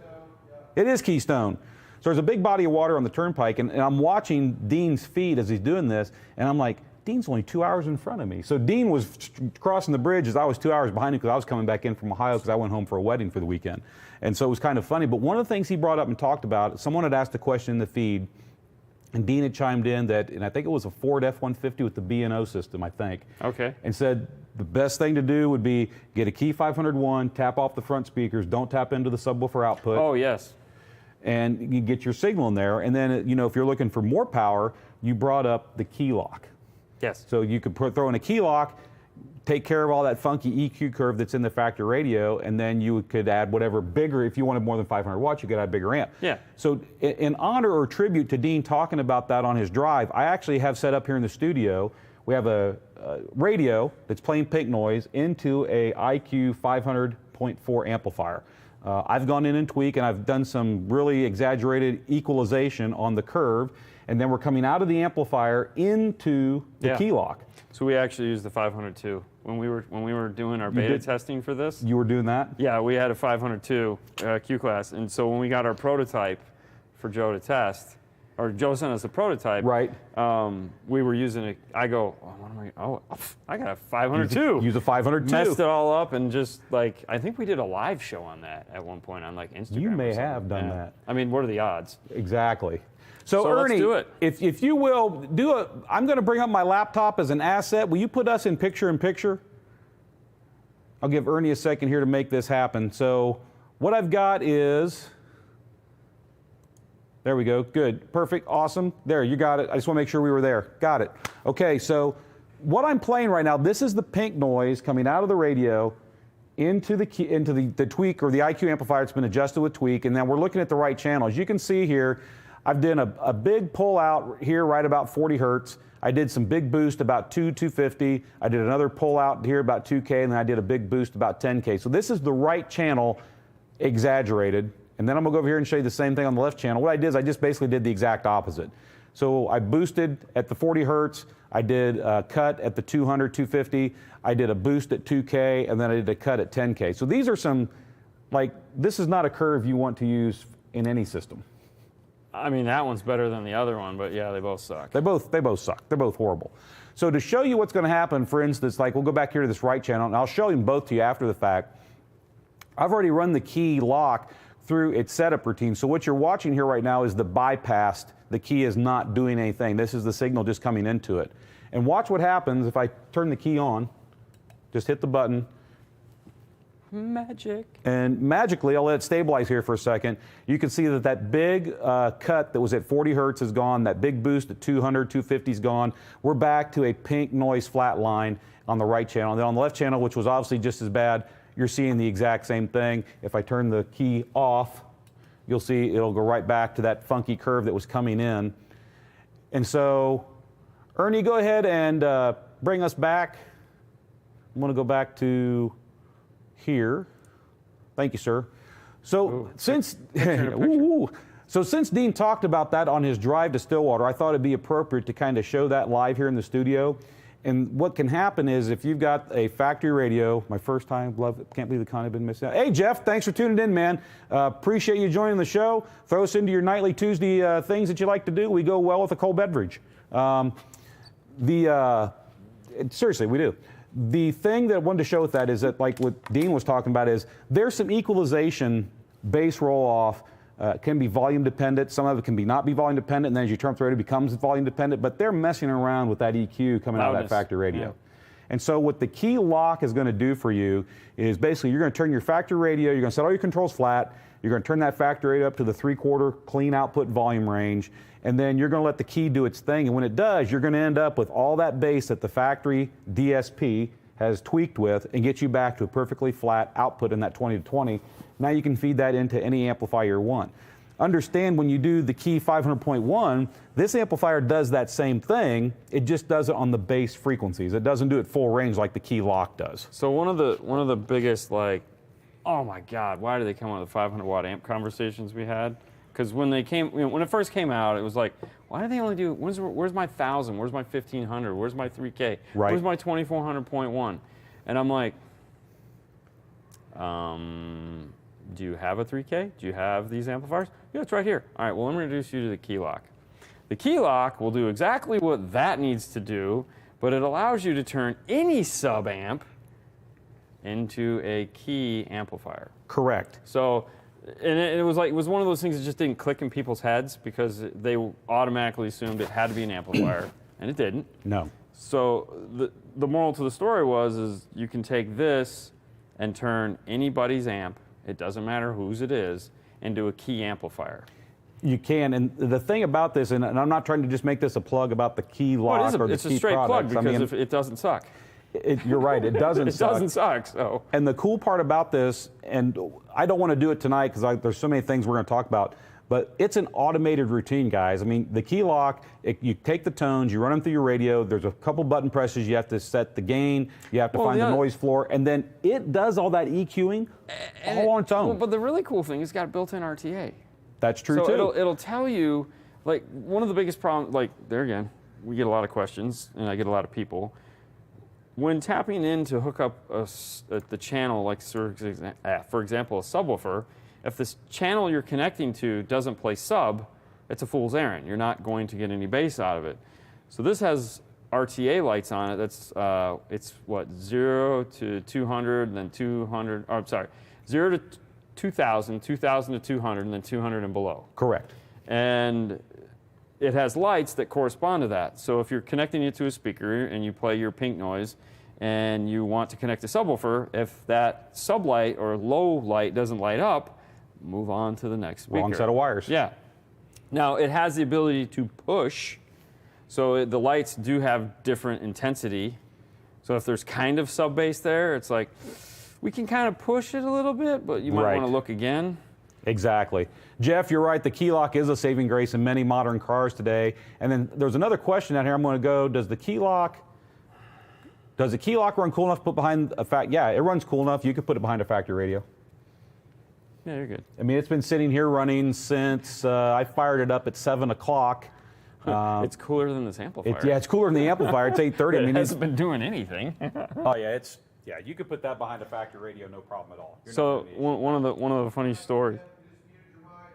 I just muted my mic. Yeah. Sorry about that. All right. Well, while you're one of the funny stories I have about the key lock is a dealer friend of mine that wasn't a Kicker dealer became a Kicker dealer because I was doing the evangelistic work, I guess I should say, about why you should be a Kicker dealer. Because he had, of course, all those strange feelings that people have when you bring up Kicker. Sure. And I was like, okay, so here are the sucky things about Kicker. They make a KX amplifier that has aftershock, that is harmonic restoration. They have a KX amplifier that has a distortion detector built into it with the LED behind the gain knob, because that's really stupid. I don't know why anybody would want to do that. You have a remote bass knob that's basically battery operated Bluetooth that you can put it anywhere you want. Yeah, that's terrible. I wouldn't do that. You have a DSP amplifier. This is when the Q class still exists. You have a DSP amplifier that you can stack as many amplifiers into the software as you want. That is terrible. And there again, harmonic restoration with all the controls built into the bass knob. Stupid. And then we have this new Kicker key thing that, you put it in a car, you put a microphone on the headrest, you hit go, you play pink noise, for the love of God, why? And you get out of the car and you come back 10 minutes later and it's got a center image, everything's EQ'd, it sounds wonderful. That sucks. And then you have this new key lock that came out that has this built-in RTA.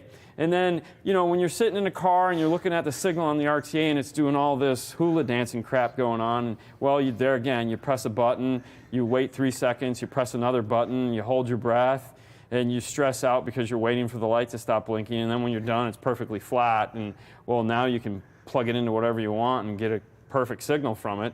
Man, that's the worst thing ever. Why would anybody want to do that? So he called his those Kicker guys suck. Kicker guys suck.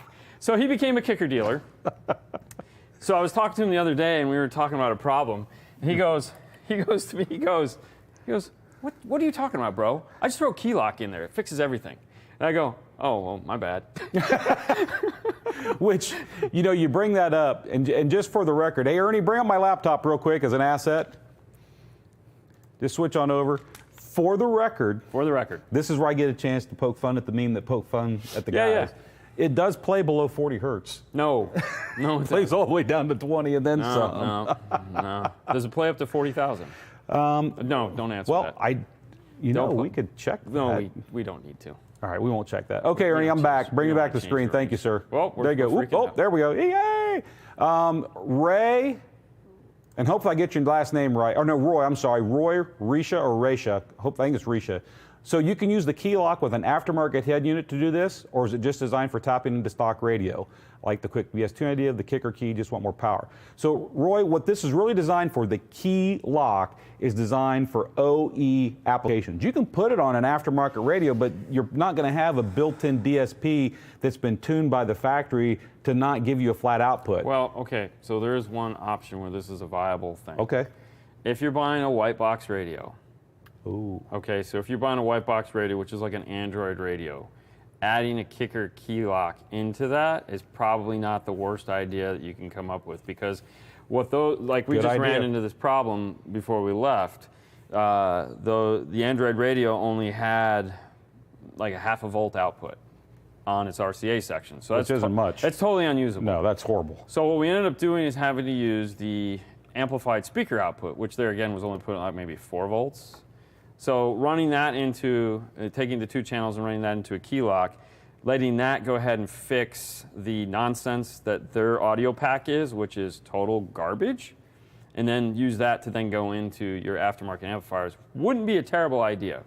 So there's a great use for that. So but if you're buying like a branded brand, you know, like Alpine Kenwood, you know, Yeah, Sony, you're not going to need it for that. No, you're not going to need it for any aftermarket radio. But you bring up a good point there.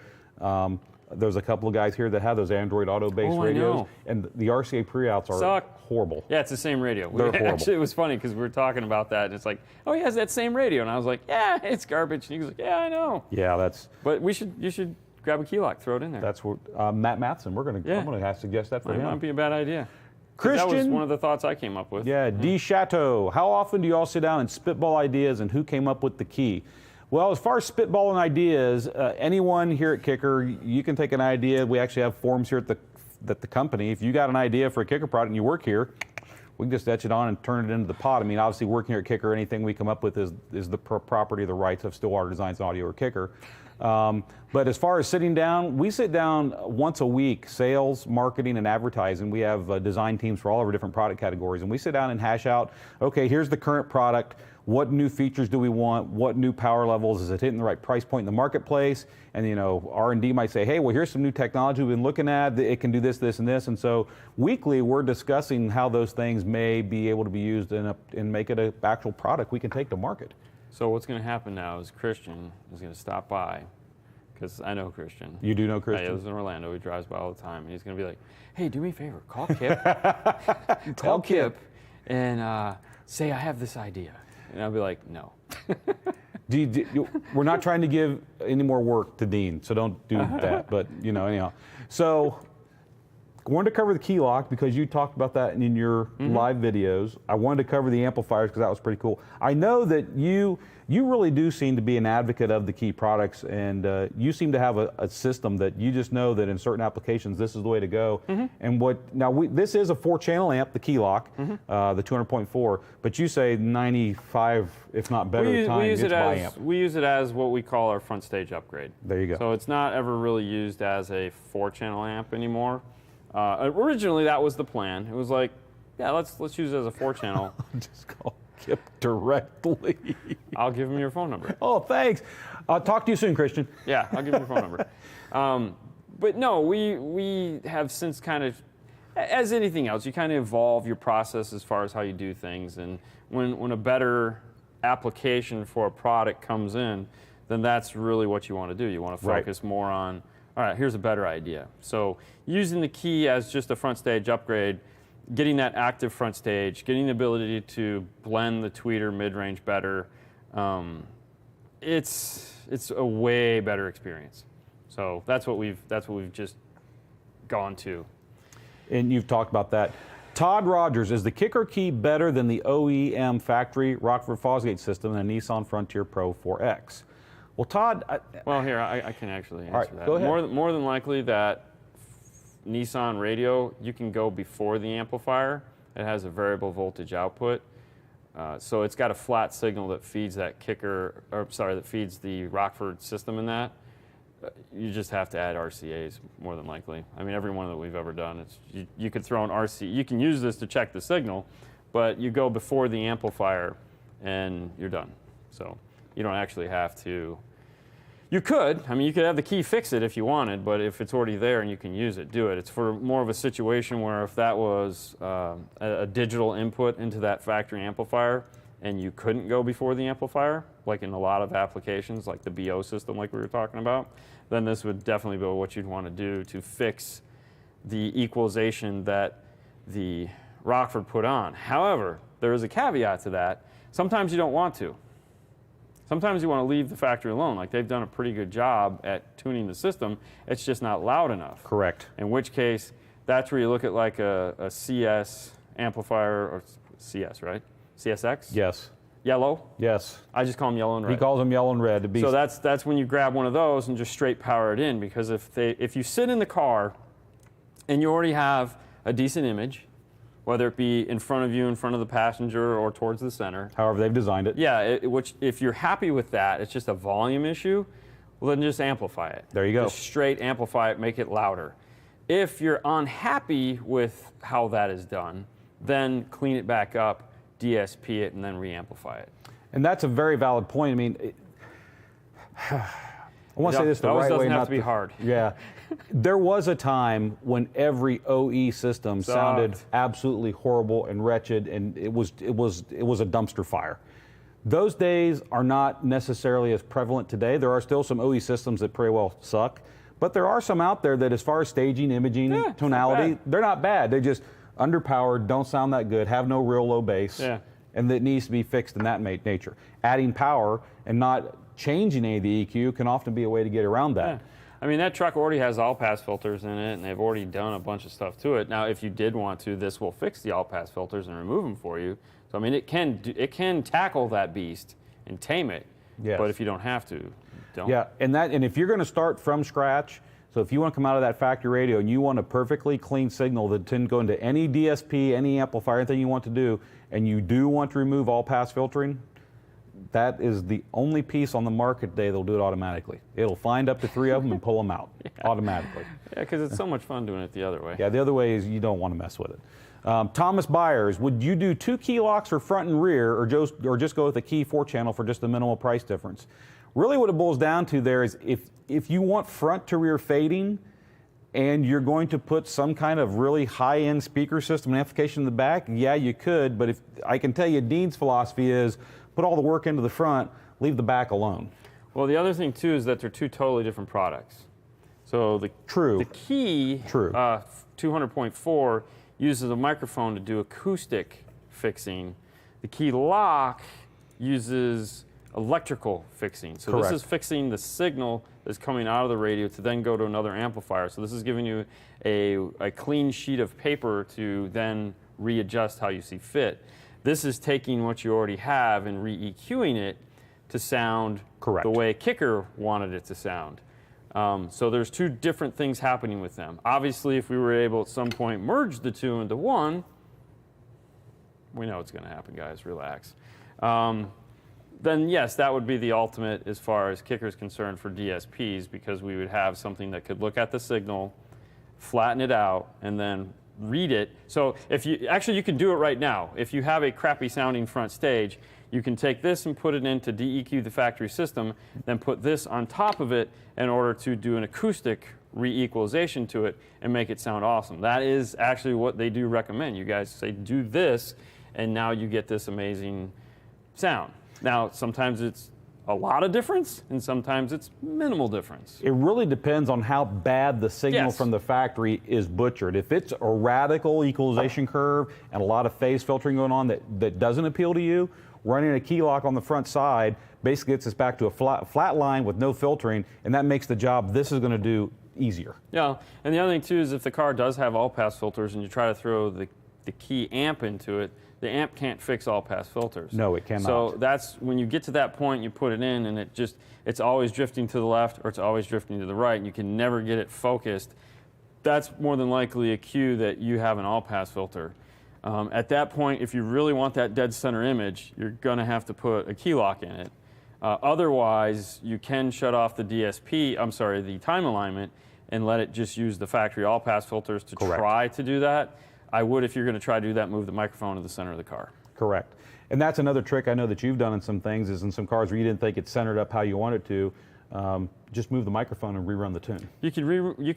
Yeah. If it's an all-pass filter issue, put it in the center of the car, rerun the tune, leave the time alignment off. You can have the EQ on, and that will get you back to, it won't give you dead center, but it'll give you like over the steering column, which some people are cool with. It just depends. Hey, Brad Manning, when can we expect to see Key products back in inventory? Man, Brad, everyone out there. The dream. The dream. Here's the thing. Kicker, us, we are doing everything in our power to get products in as quickly as possible and get them out to our dealers. To the point that we'll get product in, it'll come in, it'll go through QA, QC, and it goes right back out the door, and we don't keep any here in stock. And if we don't keep any here, what that means is no employee purchases, which means I don't get to buy a key because I need one right now. Breaking my heart. Yeah, I can't get anything. I know a guy. Yeah, I do too, thanks. So I don't get any products for me, and it doesn't show as available on our website. So what we're telling everyone is if you're looking for a Kicker product, use a dealer locator, find someone in your area that's a Kicker dealer, or if you can't find a local dealer, then of course you can go to an online source and try to see if there's product out there, because even though we show it as out of stock, it might be out in a dealer already. Oh, for sure. Now that being said, we are in unprecedented water here as far as being able to provide products on a timely manner, and it's not just us. I could pick any product, any category, any consumer goods. Yeah, I mean, it's a mess. If anybody watches our news show on Friday mornings, then we go through and talk about, it's like every week there's a tragedy that's happening, the shipping, the cost of shipping, the availability of products. It just sucks. And every manufacturer we talk to, it's the same thing. So it's not like, but the funny thing is you guys have done an exceptional job at fulfilling orders and getting this stuff out. So I'm not complaining about what you guys have been doing, that's for sure, because we've had plenty of product to sell. It's just, yeah, there are some delays, as it were. But yeah, when we were walking through there, I'm telling Fernando, I'm like, okay, normally this looks like where the Ark of the Covenant is stored. I know. Okay, right now it's old Mother Hubbard's cupboard. It's really weird. It's weird to walk through the warehouse because you can go like this and you can hear the echo. Before you do that, it's just nothing. Yeah, it was like lots of cardboard packed up. Is very dense. Yeah, it's very Stop dense. Sound. It's very dense. But Brad, we're doing everything in our power. And as Dean had, and I'm humbled and proud to say this at the same time, Kicker has been recognized by several dealers and distributors in the U.S. as being their best partner during the storm for last year. About that. We are doing at least. We look at it through our eyes, we think we're doing horrible. We look at it through our dealers' eyes, and they're telling us you're doing an exceptional job because you're doing better than anybody else. So understand, no one's your worst critic than yourself. Email? I mean, I heard that exact same speech earlier today from someone else. I promise I didn't write that. It's just. But it's true, though. I mean, let's be honest, it's true. And that's not being a suck-up or kissy butt guy. It's just, there are certain vendors out there that are trying their damnedest to keep products in our stores. And definitely it's one of the, and at a loss to yourself. Because, I mean, you used to buy a chip for, what, 35 cents to $3, and now you're paying $20 for it. Yes. And it's scary because it's not like the price is reflecting that. And, Steve's a guy, man. Steve's the dude. He's like, yeah, we'll just kind of eat this for a while. But we are literally doing everything in our power, up to and including we are prepaying and buying parts. And when I say parts, I mean transistors, resistors, capacitors, microcontrollers, you name the parts that you have to put inside of a piece of electronics, whether it's an amplifier or a DSP. Yeah, it's that prepaying thing I thought was a bit weird. We are buying parts that we won't see for 2 years. Oh, yeah. We're buying parts that far out just to make sure that we will have parts so that we can continue providing product for anyone who likes Kicker gear. So it's a question that comes up. I don't have any problem answering the question. It's not that I'm trying to deflect it in any way. I'm just going to be straight out honest with you. It's bad right now across the board. My personal experience, and I am jumping for joy, I paid for brick. My wife and I are in the middle of building a home, and I had to pay for all of my brick for my house 5 months ago, and they told me I wouldn't see it till the first of the year.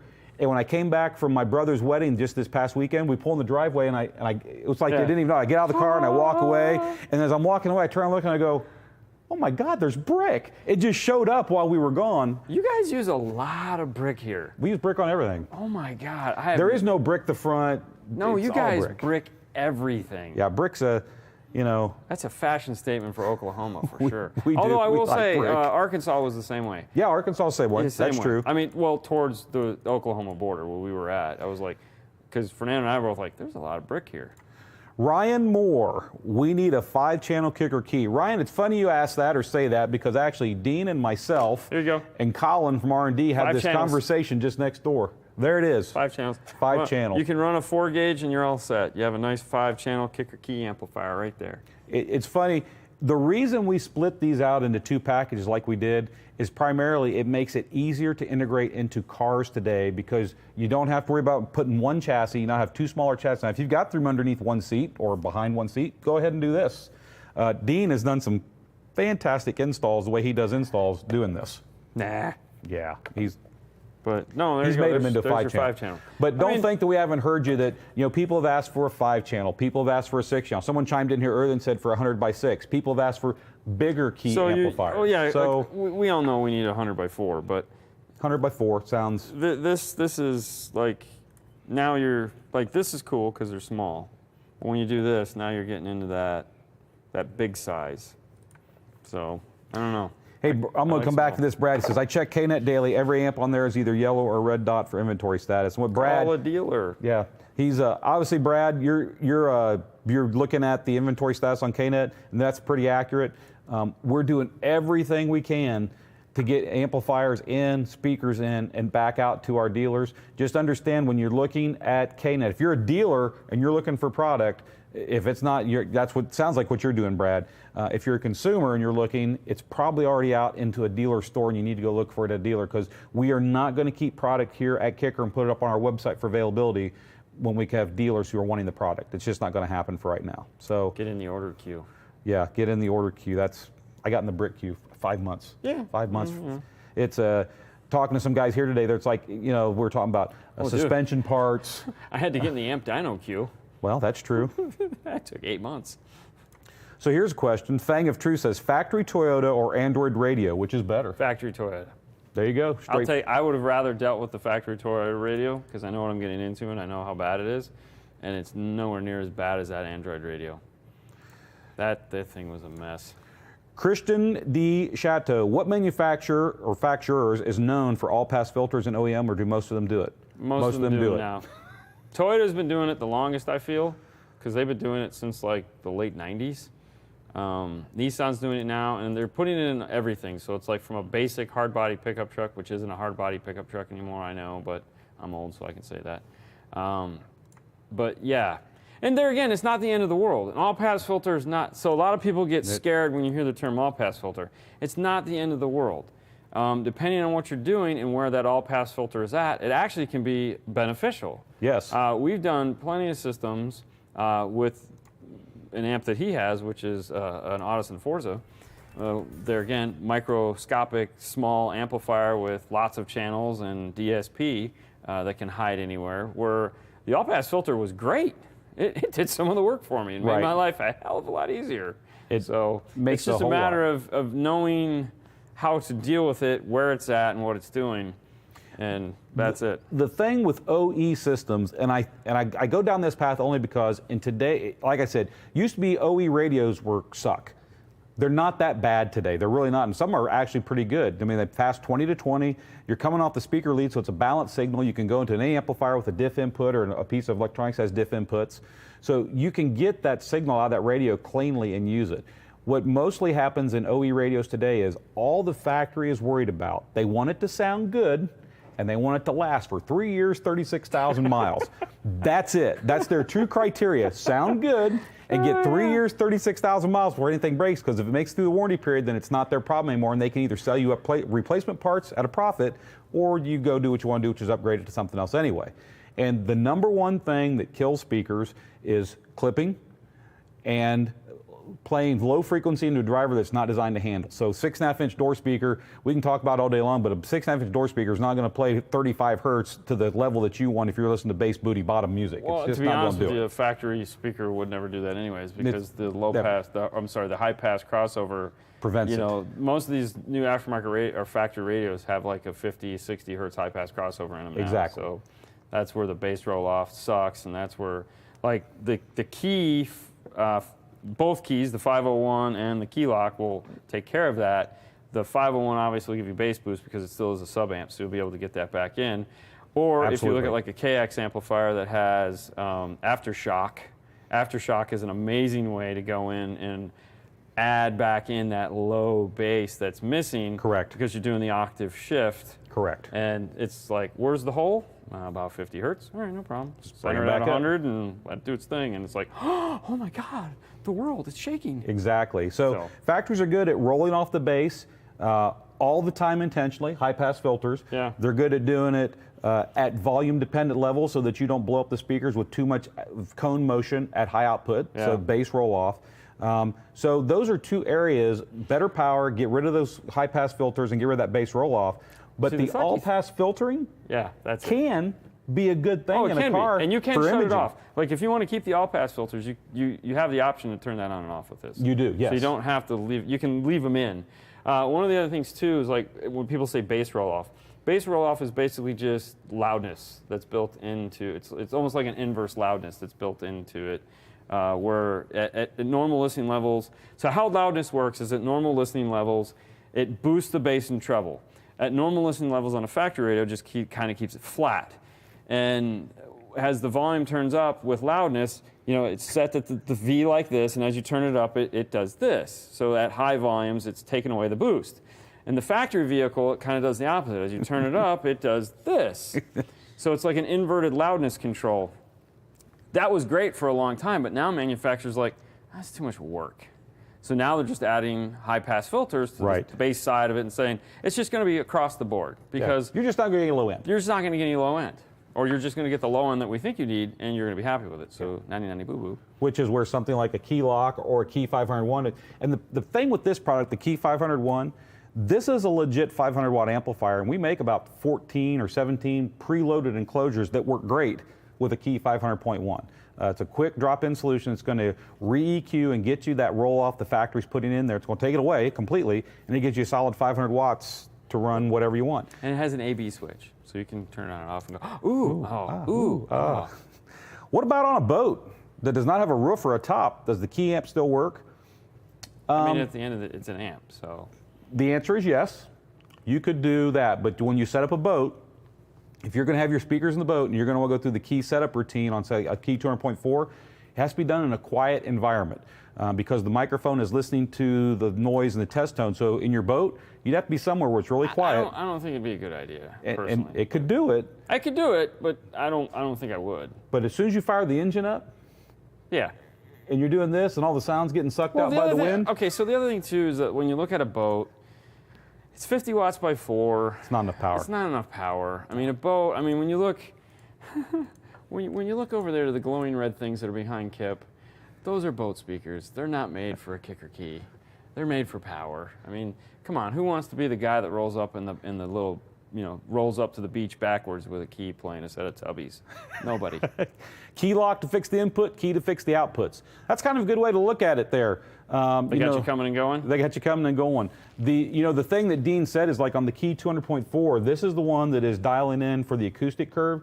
And that acoustic curve is a curve that was designed in-house by Mr. Steve Irby and another gentleman that you may not know, and we may have to get him on the show one night, is Mr. Joe Gross. And Joe Gross, he runs our ATV, UTV two-wheel division here at Kicker.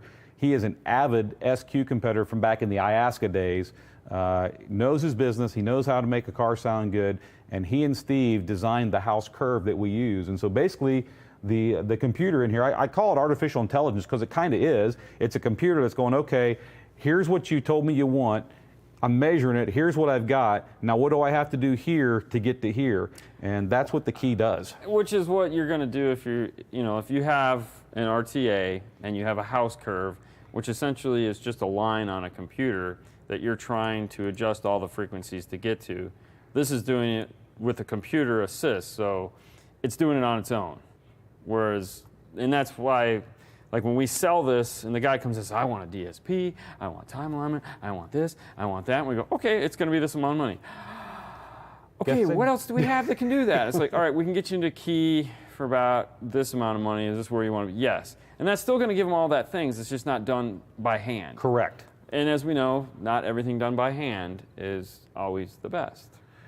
Thomas, you're entirely welcome. And if you, like I said, if you're trying to get all-pass filters out, and that's your goal, you want to get rid of the all-pass filters and start from scratch, the key lock is your friend. It will get you back to a flat 20 to 20, and it will remove up to 3 all-pass filters in your system. So if that's what you want to do, that's the piece for to get it done. So yes, good idea. I'm just going through the comments here. Do you got anything else you want to add? I mean, I don't know what time you want to do this contest. We should probably done it 10 minutes ago, but All right, well. we're running on KIP time here tonight. Just ask Ernie. We're on KIP time tonight. I don't know. I've done so many long shows this week. I don't even remember how long the show should be. Well, I knew we were going to run long tonight, and I was okay with especially having you on as a guest. So let's do this. Let's do the contest and get those winners knocked out, and then we'll hang on for a reasonable amount of time. We're not going to run too long, but we'll run another 10 minutes or so maybe and try to answer some questions or some stuff. Okay. Guys, I sincerely appreciate, Dean was able to bring the vehicle back to Kicker, but more importantly, when he did, I was able to get him on the show. I would have loved to have him and Fernando on the show tonight, but damn customers. I got the Batman. We didn't get the Robin, so. I think you got the Robin and didn't get the Batman. Oh, really? No, I don't know. Really?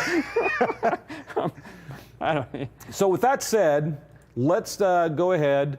Okay, here's a smarty pants. Here's a dealer. I know where he's from, Layton, Utah. We have key locks in stock. Yeah. So, hey, reach out to Mike Craner at Layton, Utah. Cartoons. I know we have them in stock. He's got them in stock. Bill, do we have some winners this evening, sir? Yep. All right. So as everyone knows, tonight we are giving away EB300s. We're going to give away a pair of koozies because you have to keep your favorite. There's a gnat flying in front of me. That's why I'm doing that. That or I had too much to drink before I come out here. I don't know which it is. It's the invisible friend. It's the invisible snake. A pair, yeah. Ooh, viper. We got the gnats. We got the snakes. You're not going to get either one of those, but you're going to get the koozies. You're going to get a set of those EB300s. You're going to get one of those really cool Kicker UnMasked gray T-shirts. And hold on, don't go nowhere. Over there. I'm going to walk off camera. This drives Ernie crazy. I know the feeling. I do it all the time. And third place, I know it's not in, which is good. I prefer this. We're also going to include, for all 3 winners tonight, you're going to get a 5-star lanyard along with your prize tonight. We're going to include that. And these are cool. Tell us again what these are. That's the wire ruler. So this is used for drilling your holes for your zip ties.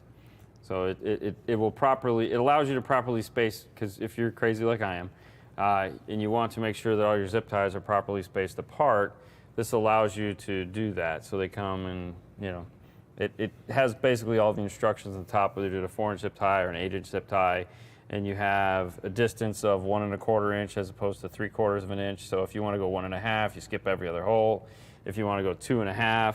So some people don't want to use a million holes, but they still want uniform zip ties. So that's why we tell you how far they are apart and then give you a narrow and a long so that you can build whatever structure you want.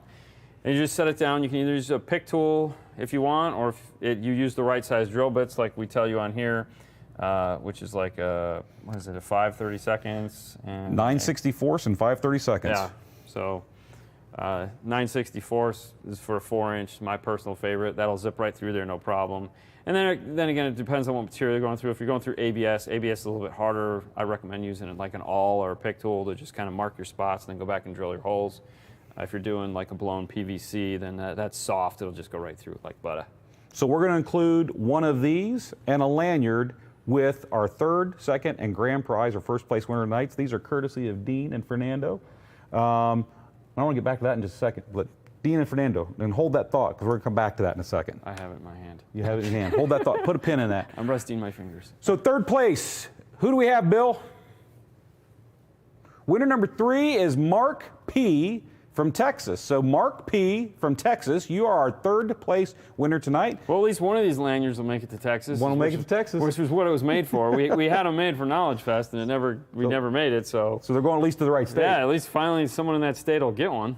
So you're going to get the Unmasked T-shirts, you're going to get the koozies, pair of those. You're also going to get the EB300 earbuds, the wire ruler, and the lanyard. I'll say this here, and I'll also say it when we get to the grand prize. What I need you to do is you will get an email from Bill Frog tomorrow. If you want to reach out tonight, you can. It's social@kicker.com. We need your address, no P.O. box, please. We need a phone number to put with the shipper. They have to have a phone number to contact you in case there's a delivery issue or they can't find you or they need you to come pick it up at their hub. So we do need a legit phone number, and I do promise and sincerely mean it, we do not use your phone number for anything else, no marketing or solicitation purposes, just for the shipping. Fun. I know. That's the dad part of the show. And then we also need you to confirm your shirt size. If you're anything like me, you get in a hurry, you hit the box, you meant to hit extra large, you hit medium. No one who needs an extra large needs a medium, so confirm your shirt size. Well, if you do get a medium, please feel free to send it Fernando, and he will. Fernando will love you for that. Yes. So that is our third place winner. Second place, who do we have, Bill, on the show tonight? Winner number 2 is Luis R., also from Texas. Whoa, Texas in the house tonight. Bill, is this random? It's rigged. I think it's rigged. I think Bill Frog's back there manually picking them from Texas. Better check his account. Yeah. So Luis R., you are our second place winner tonight. Thank you, sir. Same instructions as third place. And that brings us to the number 1 spot on tonight's show. Our grand prize winner, you're going to get, you already know because you've been to the link, but you're going to get a BF 100 tonight. Wow. Set of koozies and a shirt. So Haley has a BF 100 because 3 or 4 years ago we did a promo with you guys. And we had the 200s. So we had 2 200s that were sitting in the show, and we would talk about them, promote them, all that crap. And then we got the 100. The 100 never made it on the show because Haley immediately took it home. She just took it. She just took it. But one of the really cool things about the BF 100, which we finally got to film on The Boring Life of Dean and Haley, was on like the 4th of July, like last year when we were all stuck in COVID. You could take the BF 100 and throw it in the water, and it'll flip up where the speaker is playing up. Yes. So it won't just roll around, it will float speaker facing up, which you and Dave did when you were in Miami. Show. Yeah. Yes. You guys threw it out into the water and watched it roll over. And that's why I was like, I'm going to do that. I'm going to steal their idea for once. So we had a good idea. Like, what are you doing? I'm like, it floats, relax. It floats. It's made to do this. She's like, oh. Yeah, the 100 is real unique in that you can do that. It will float in the water and won't hurt It's awesome. It's a good piece. It's a cool piece. And I hear it every night. As she plays it. Yeah. So that is our grand prize winner tonight. You're going to get that BF 100, a pair of koozies. Keep your favorite beverage nice and cold, like I like it in the studio, apparently. Apparently. Yes. And, of course, that Kicker UnMasked shirt, and, of course, the cool measuring ruler for the wire ties, the D-wire ruler, and the lanyard, courtesy of our good friends over at 5 Star, Dean and Fernando. So, Bill, who is our grand prize winner tonight? Tonight's grand prize winner is Scott H. from South Carolina. Nice. Scott H., congratulations, sir. Just like our third place winner, one more time for everyone, if you are the winner, Bill will be reaching out to you tomorrow via email, but if you want to reach out to him tonight, you are more than welcome to. It is social@kicker.com. We need you to provide us with your shipping address, no P.O. box. We need your phone number to put on with the shipping information, and please confirm your shirt size. And that wraps up the prizes and giveaways for this night, Tuesday nights. That's awesome. Weekly giveaway. Every week. Every week. We do it every week. The pizza one was cool. You know, we need to do another pizza one soon. That was cool. We need to do another pizza one here pretty soon. JW, that's one of his favorite things to do. As a matter of fact, the second one we did, he just walked into the studio one day. It wasn't a Tuesday. He just walked and said, I think it's time to do another pizza. Yeah. So we did another pizza. Yeah. So we did that. Well done, Mike Mears. Thank you. Great show tonight. I couldn't even blink. You're entirely welcome for that. So I was blinking the whole show. Yeah. If we're following the red lights with Ernie, we're always blinking. I gave up. I'm not gonna lie. He's probably back there going, Dean, look at the damn camera. Look at the camera. You're looking at the wrong camera. Yeah, exactly. You know, I'd like to say that the show went off the rails, but let's be honest, folks. Tonight it was never on the rails. We just went full steam, plowed into something that was going to be fun, and hopefully you enjoyed it. You know, it's 9:12. Let's give it just a couple minutes here. If anyone has a good question, you want to throw it into the feed real quick, we will take it from you right now. It's in Russian. Apparently someone here is speaking Russian. I didn't see it. You needed a wife? You're married. You don't need to worry about that. Yeah, in Russian. They're trying to get back in. You know you've made it when the services start trolling your show, I guess. Hey, man. Apparently that's the new thing. I don't know. Great shot. New prize. Congrats. We're going to say Joseph, thank you for that shout out. You know, wish we could give a prize to everyone, but man, every Tuesday night we do this drawing. Slow down. You do give a prize to everyone. Everyone that has watched got the prize of watching Kip talk to them for 2 hours from a studio. I don't know if that's a prize. That is a prize. That is a prize. You wouldn't have this many people watching. I mean, come on. Headphones are cool, but I mean, they get an hour of learning about all this cool car audio stuff. Some Spam to cook on the XS100. Spam's not bad. All right, so since you bring up Spam, Yeah. do you know there's a generic version of Spam? I don't want to, because why would we need a generic version of a generic Spam? Okay, I got. It's generic to begin with. I have a can of it at my desk. I'm sure you do. I do. What's it called? It's called Treat. Oh, God. I'm not making it up. Like you need a generic version of a generic Spam. version. I know. Yeah, I know. Spam is a generic meat to begin with. Well, the reason I have it is because we were in a meeting. This is years ago. Yeah. And we were doing this, and so I said, my analogy was, I said, well, that's funny. I said, doing that would be like Treat is to Spam. And everyone in the meeting stopped. They looked up, and they looked over at me and said, What is Treat? what's Treat? And I said, generic Spam. And they're like, there's no such thing. I said, no, there's Treat. It's generic Spam. I know. I had it as a kid. Oh, God. Did you have the white box macaroni and cheese, too? Sometimes. Yeah.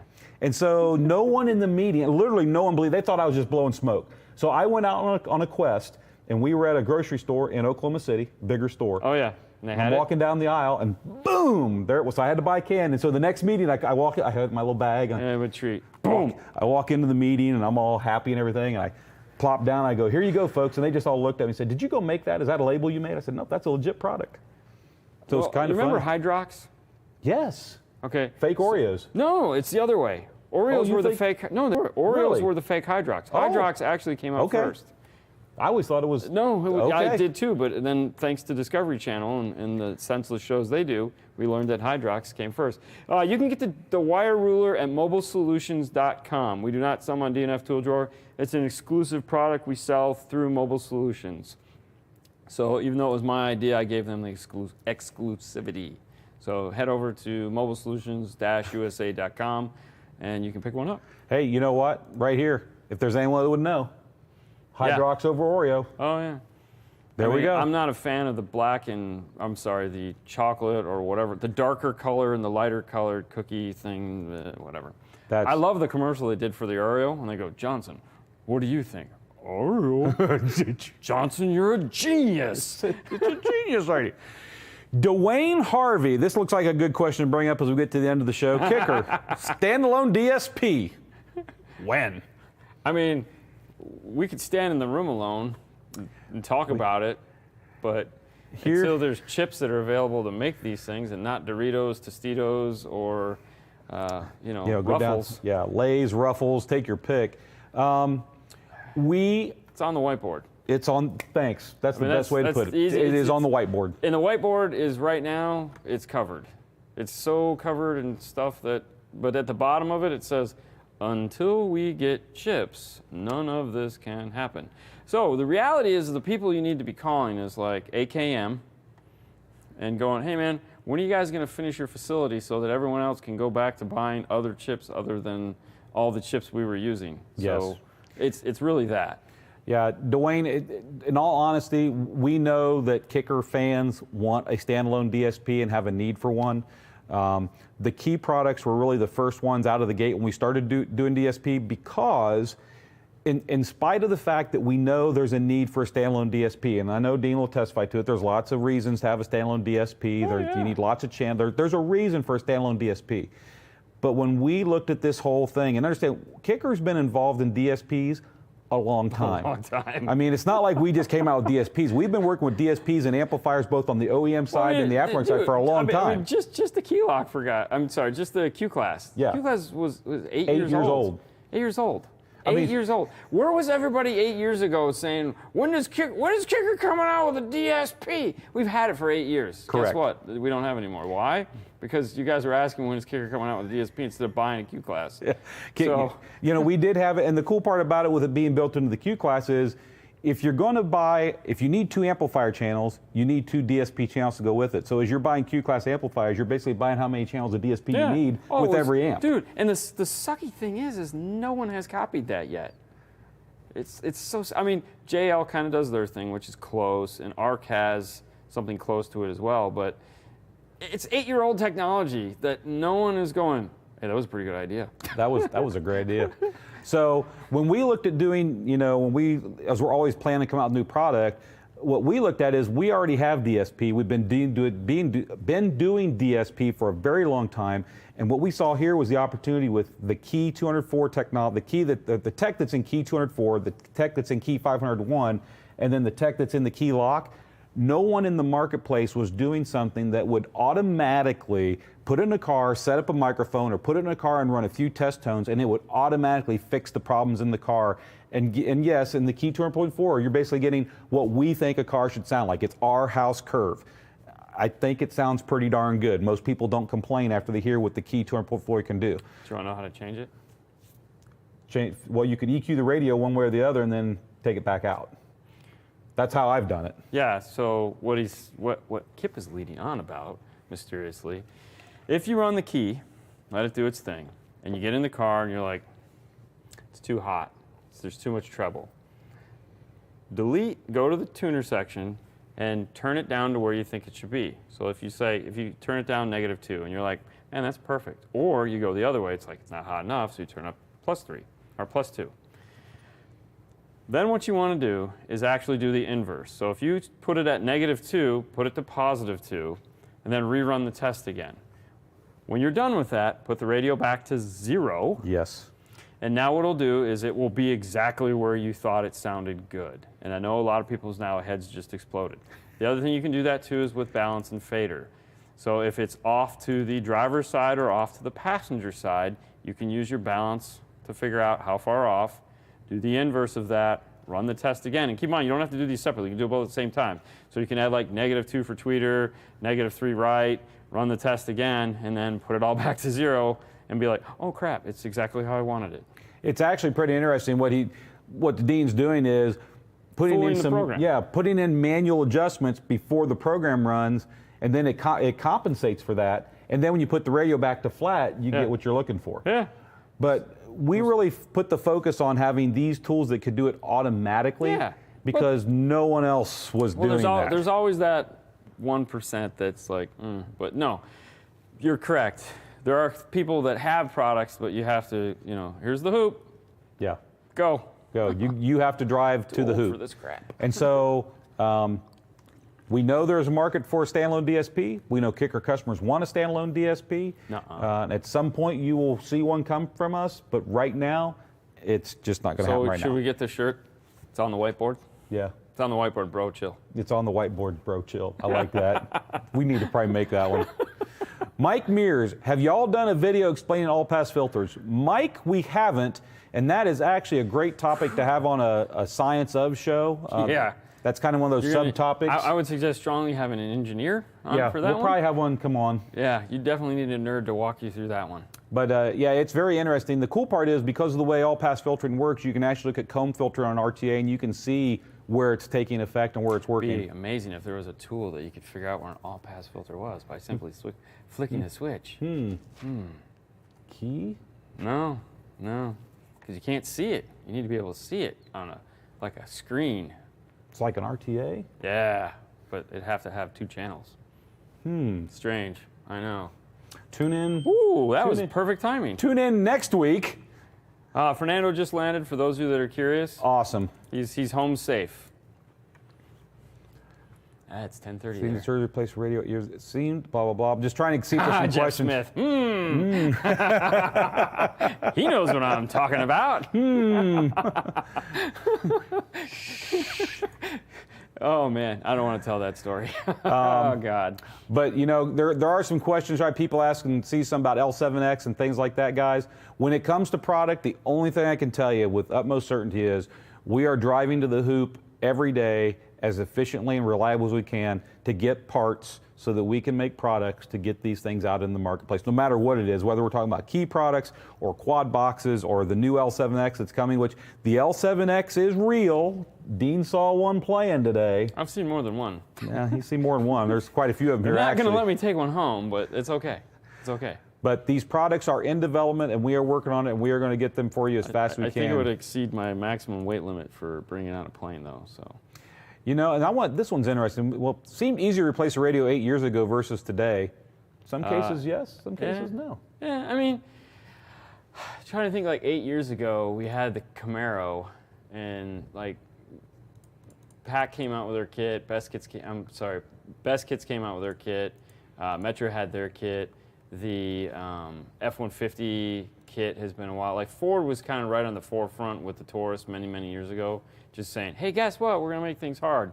If you go back in Chevy and you look at like the Beretta, remember the Beretta? Sure. Oh yeah. And the Beretta was the first where they had an integrated piece of plastic. So like the air conditioning controls were just silk screen pieces of plastic that went into the kit. So it was easy enough. When you bought the kit, it had all the cool air conditioning controls silk screened on it. And then as the car slowly but surely faded into oblivion, we all thought that that was how that was going to go. And then the Taurus came out, and we were all like, oh man, really? This sucks. Right. And I remember having a meeting with, at the time, it was AMP Global, which wasn't even AMP Global, it was just AMP of America. And we were talking about the Taurus, and they were like projected numbers of how many are going to sell with digital air opposed to non-digital air. And I mean, the fact that that car with those is still on the road is amazing. But that was kind of the precursor to like, oh crap, this is going to get hard at some point. Right. And there are cars today, obviously, as Dean will attest to, where, you know, it's not that you couldn't replace the factory radiator if you wanted to, but it's not a kit, and it's not easy, and it's a whole lot of labor and time. And if you got a factory radiator that checks all the boxes as far as feature set and touchscreen and all that, you're just looking to get better sound out of it. Well, and that's, I mean, for me, it's like, does it have CarPlay? Does it have Android Auto? All right, it has those things. What's the worst thing that it does? What's the worst thing you don't like about it? All right, well, if sound is just the only sucky common denominator here and it's a fairly new car, let's just keep the radio and do all the magic behind it. right. We're going to have to replace a lot of these radios that exist right now. Like, you know, when you look at like a 2018 to 2020 car, the radios aren't going to last forever and they're going to suck. 6 to 10 years. Yeah, I wouldn't even say that long with a lot of these. Shorter than that? Yeah, because anything with a screen.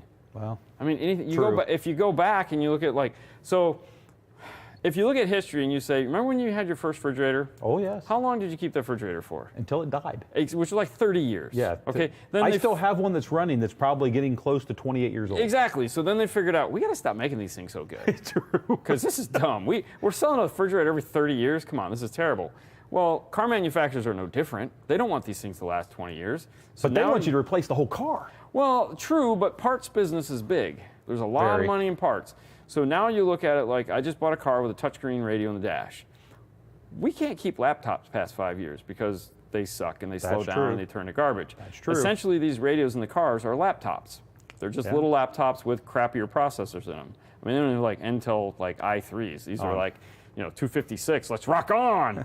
So as these cars get to be 4 and 5 years old, they're going to slow down to like, I can't tolerate this, this sucks, because all of us are holding the latest, greatest tech in our hands that is lightning fast. Like when we were using that RAM from 2015, it was like, stab me in the ear, please, God, make this stop. It's like 1, 2, 3, oh, it responded. Correct. I know what you mean. So what we're looking at is these are all going to have to be replaced at some point. If we don't have to do it now, great, but you're going to have to do it at some point. And it's what is going to be available at that time is where we're headed towards. So if you look at the guys that say, oh, I hate this floating screen radio. No, guys, this is it. These floating screen radios are going to be what it is because that's what the factory is doing. We have to integrate into that. And then when you look at like PAC, iData, Metra, their whole business model is designed around integration into that. Correct. And they don't want to close their doors. I mean, sure, they make things like motorcycle parts and headlights and LED strips, but that's not paying the bills totally. So yeah, one day we'll be doing it. And then, you know, Rod, I bring this up because I thought this was a good question. Yeah. Rodney Sorrell, the second. Does the PAC Amp Pro do the same EQ fix as the key lock? If not, what's the difference? You want me to answer it or do you want to answer it? I know the answer, but go ahead and take it. This is an LOC, line output converter. This is designed to fix something after the fact. A PAC Amp Pro is designed to communicate with the radio and remove the full range frequency that it is generating that is either going off to a factory amplifier. So if you have a radio in the dash, we'll use a Ford F-150 because that's a real common thing. You have a Ford F-150 in the dash and you have a Sony system or a B&O system. From here to here is a full frequency, unadulterated, un-EQ'd, unaffected signal that is talking to that factory amplifier. The Amp Pro, the AR, the Zen A to B, the Mobridge pieces are designed to grab the signal there, communicate digitally with the factory radio so that when you turn up and down the volume, you get a full 20 to 20 output that is perfect. Exactly. This is designed for everything else. There you go. So if you've got a car that none of those manufacturers support, you buy a key lock. And that's why it came out. And, you know, after an answer like that, we get it and they don't. That was a good one. That was appropriate. You know, real quick, I do want to bring this up. Everyone should already know about this. Ernie, can we bring my laptop as an asset real quick, just one time, while we end the show here, run this out? Something I do want to bring up is, you know, the measuring tape or the wire ruler. These are available at Mobile Solutions. This is something you guys do with them. Mm-hmm. But if you guys are seriously looking for all the different kind of tools that it takes to do and install today in the cars, this is a great place to go. Dean and Fernando have done a fantastic job putting these tools together. Links, you go find the stuff. So whether it's meters and probes, hand tools. If you click on meters and probes, this is a kind of a cool one because so on here we have some of the tools that we use, most of them. But if you scroll to the bottom of this page, there's actually 3 test tracks that you can download. So if you go to the bottom, there's a polarity pulse track. There's the left of center, center, right of center, right channel. Yeah. So and then there's a pink noise track. So if you're trying to do any form of testing in your car, we have the tracks for you to download or just play from your phone. That's cool. You know. But, you know, any of this stuff, and Ernie, you can go ahead and come back. I'm going to go off the screen. But I just wanted to give a shout out and a plug to that because, you know, you guys do a fantastic job. Thank you. Put out, I don't know how, I know how you do. You don't sleep. But you put out a lot of great content. But if you guys are a DIY and you want to be able to do this hands-on yourself, I mean, I was the same way when I was a young kid, a teenager, a young adult. Sometimes you got to invest in the tools. Sometimes it's actually cheaper to pay someone to do the job for you than it does to invest in all the tools it takes to do the job right. And that's where you got to decide, am I just wanting to do this? Well, having the tools doesn't mean you can do it. That's true, too. There's plenty of people that have a lot of tools that just go, I got a lot of tools. Yeah. There's a lot of people that have no clue how to use an RTA, much less understand what it's telling them. No comment. Yes, because he knows I'm right. Oh, yeah, no, dude, but I love RTAs, so I mean, it's like... I do too. I have so many of them. But we grew up on this stuff. Kicker. Honestly, I didn't have one when I was younger. Like when I bought my first RTA, I was like, oh my God, I can see. It was like getting my first pair of glasses. It was the most amazing thing ever. So with that said, I'm going through the feed. But here we go. Nick, I don't know why Kip wanted Nando there. It's not like he'd get a word in either. Yeah, but he's really good at reading the questions. Nando's so you great wouldn't at have it. to do any of this. And he likes doing it. That's the thing. I mean, he is good at it. It's what works, you know? You go ahead and have fun. It's all right. So, guys, we've run this up to 9:30. This is the point where Ernie normally has already played the color bars because he's ready to rock and roll. So he's been very patient because we've got a special guest in the studio tonight. Thank you. So with that said, thanks, Ernie. Dean, thank you bunch for being on the show. Dude, trust me, this was my pleasure. I'm glad we have the opportunity to do it. I still, you know, we're still sitting here going, wow, I can't believe they said yes. I know. I can't believe she said yes. Oh. She said yes. Can I take her out? So it's great having you on the show. Thanks for being here. As always, you know, Tim, he's out tonight, unfortunately, but it's myself here.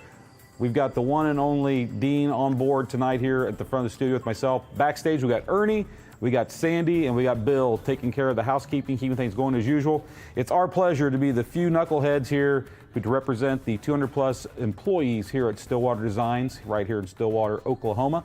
We love making great sound and audio products, innovative products, stuff that helps you get great sound in your car. As always, it's our pleasure. Enjoy the rest of the week. Whatever you're doing, be good at it.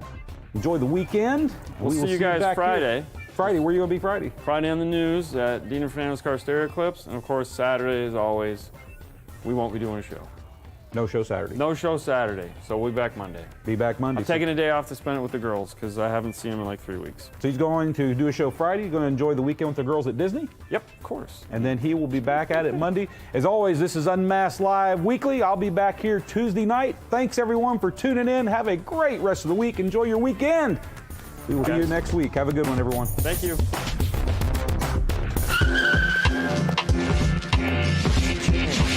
I didn't mean to kick it, but I did.